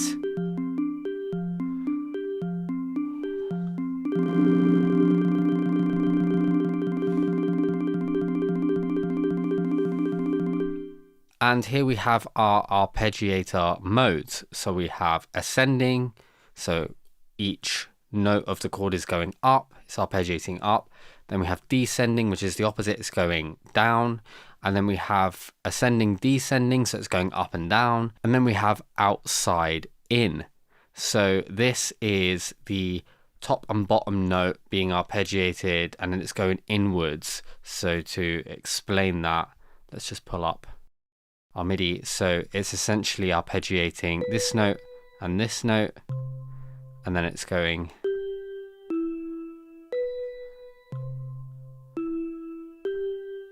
So that's the reason it's called outside in. Then we have random, so this is completely randomizing it. And then we have as played, which allows us to have our silent capture.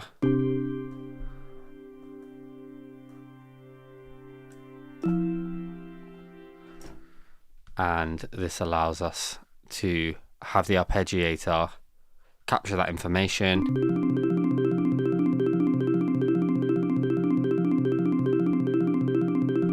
And then play that information. Then we have our variations, so we can, let's bring this down a little bit, listen to how this has variation for each arpeggiator mode. So ascending,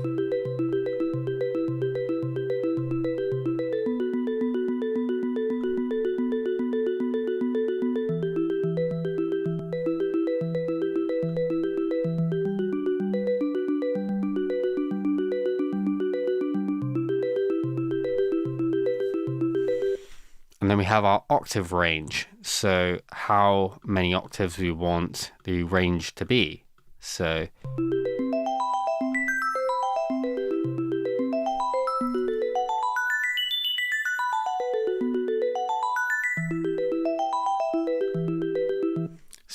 the higher up the value, the more it jumps through the octave range. And then you can also click this to inversions.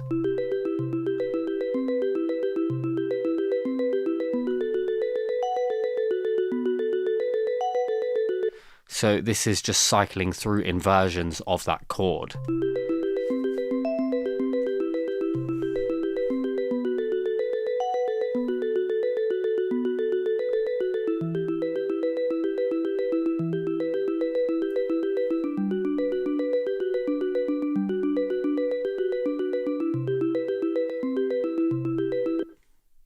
So that is the basics of working with the note order section. And then here we have our pattern. So we have live and we have grid. So live, it's going to play what we have here. So as you can see, I can't actually manipulate anything here. And then if I go to grid, I have the option to pull in the cycles, how many cycles I want, and then I can play around with velocity, so things are louder and softer, and I can also play around with gate. So if I move across like this, I can play around with the note length as well.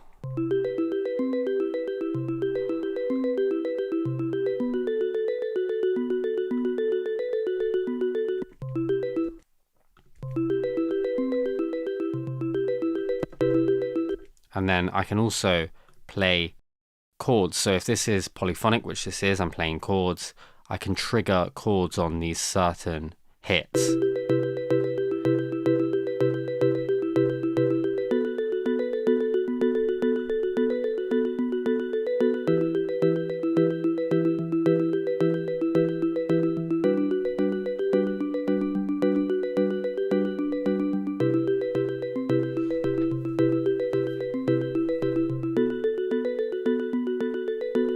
And that's instantly creating something a little more interesting. It's creating more movement, and it's completely transformed what we had originally, which was just this sustained chord. So let's have a listen to where we are at so far. So we just have this sustained key.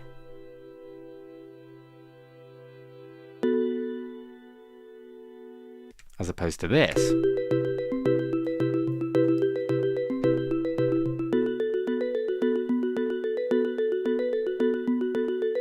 So that's creating a lot more movement and excitement. So if that is something you wanted to go for in terms of the emotion of your production, perhaps an arpeggiator is the way to go. So let's move on to options. So we have note length, velocity, swing, and cycle length. So note length is how much sustain or how little sustain we want. So let's pull this down.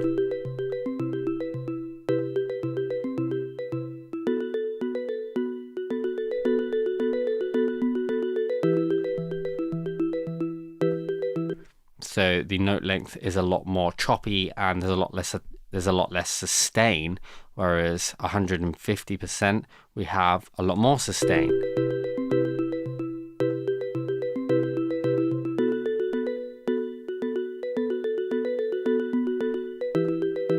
And we can also randomize it.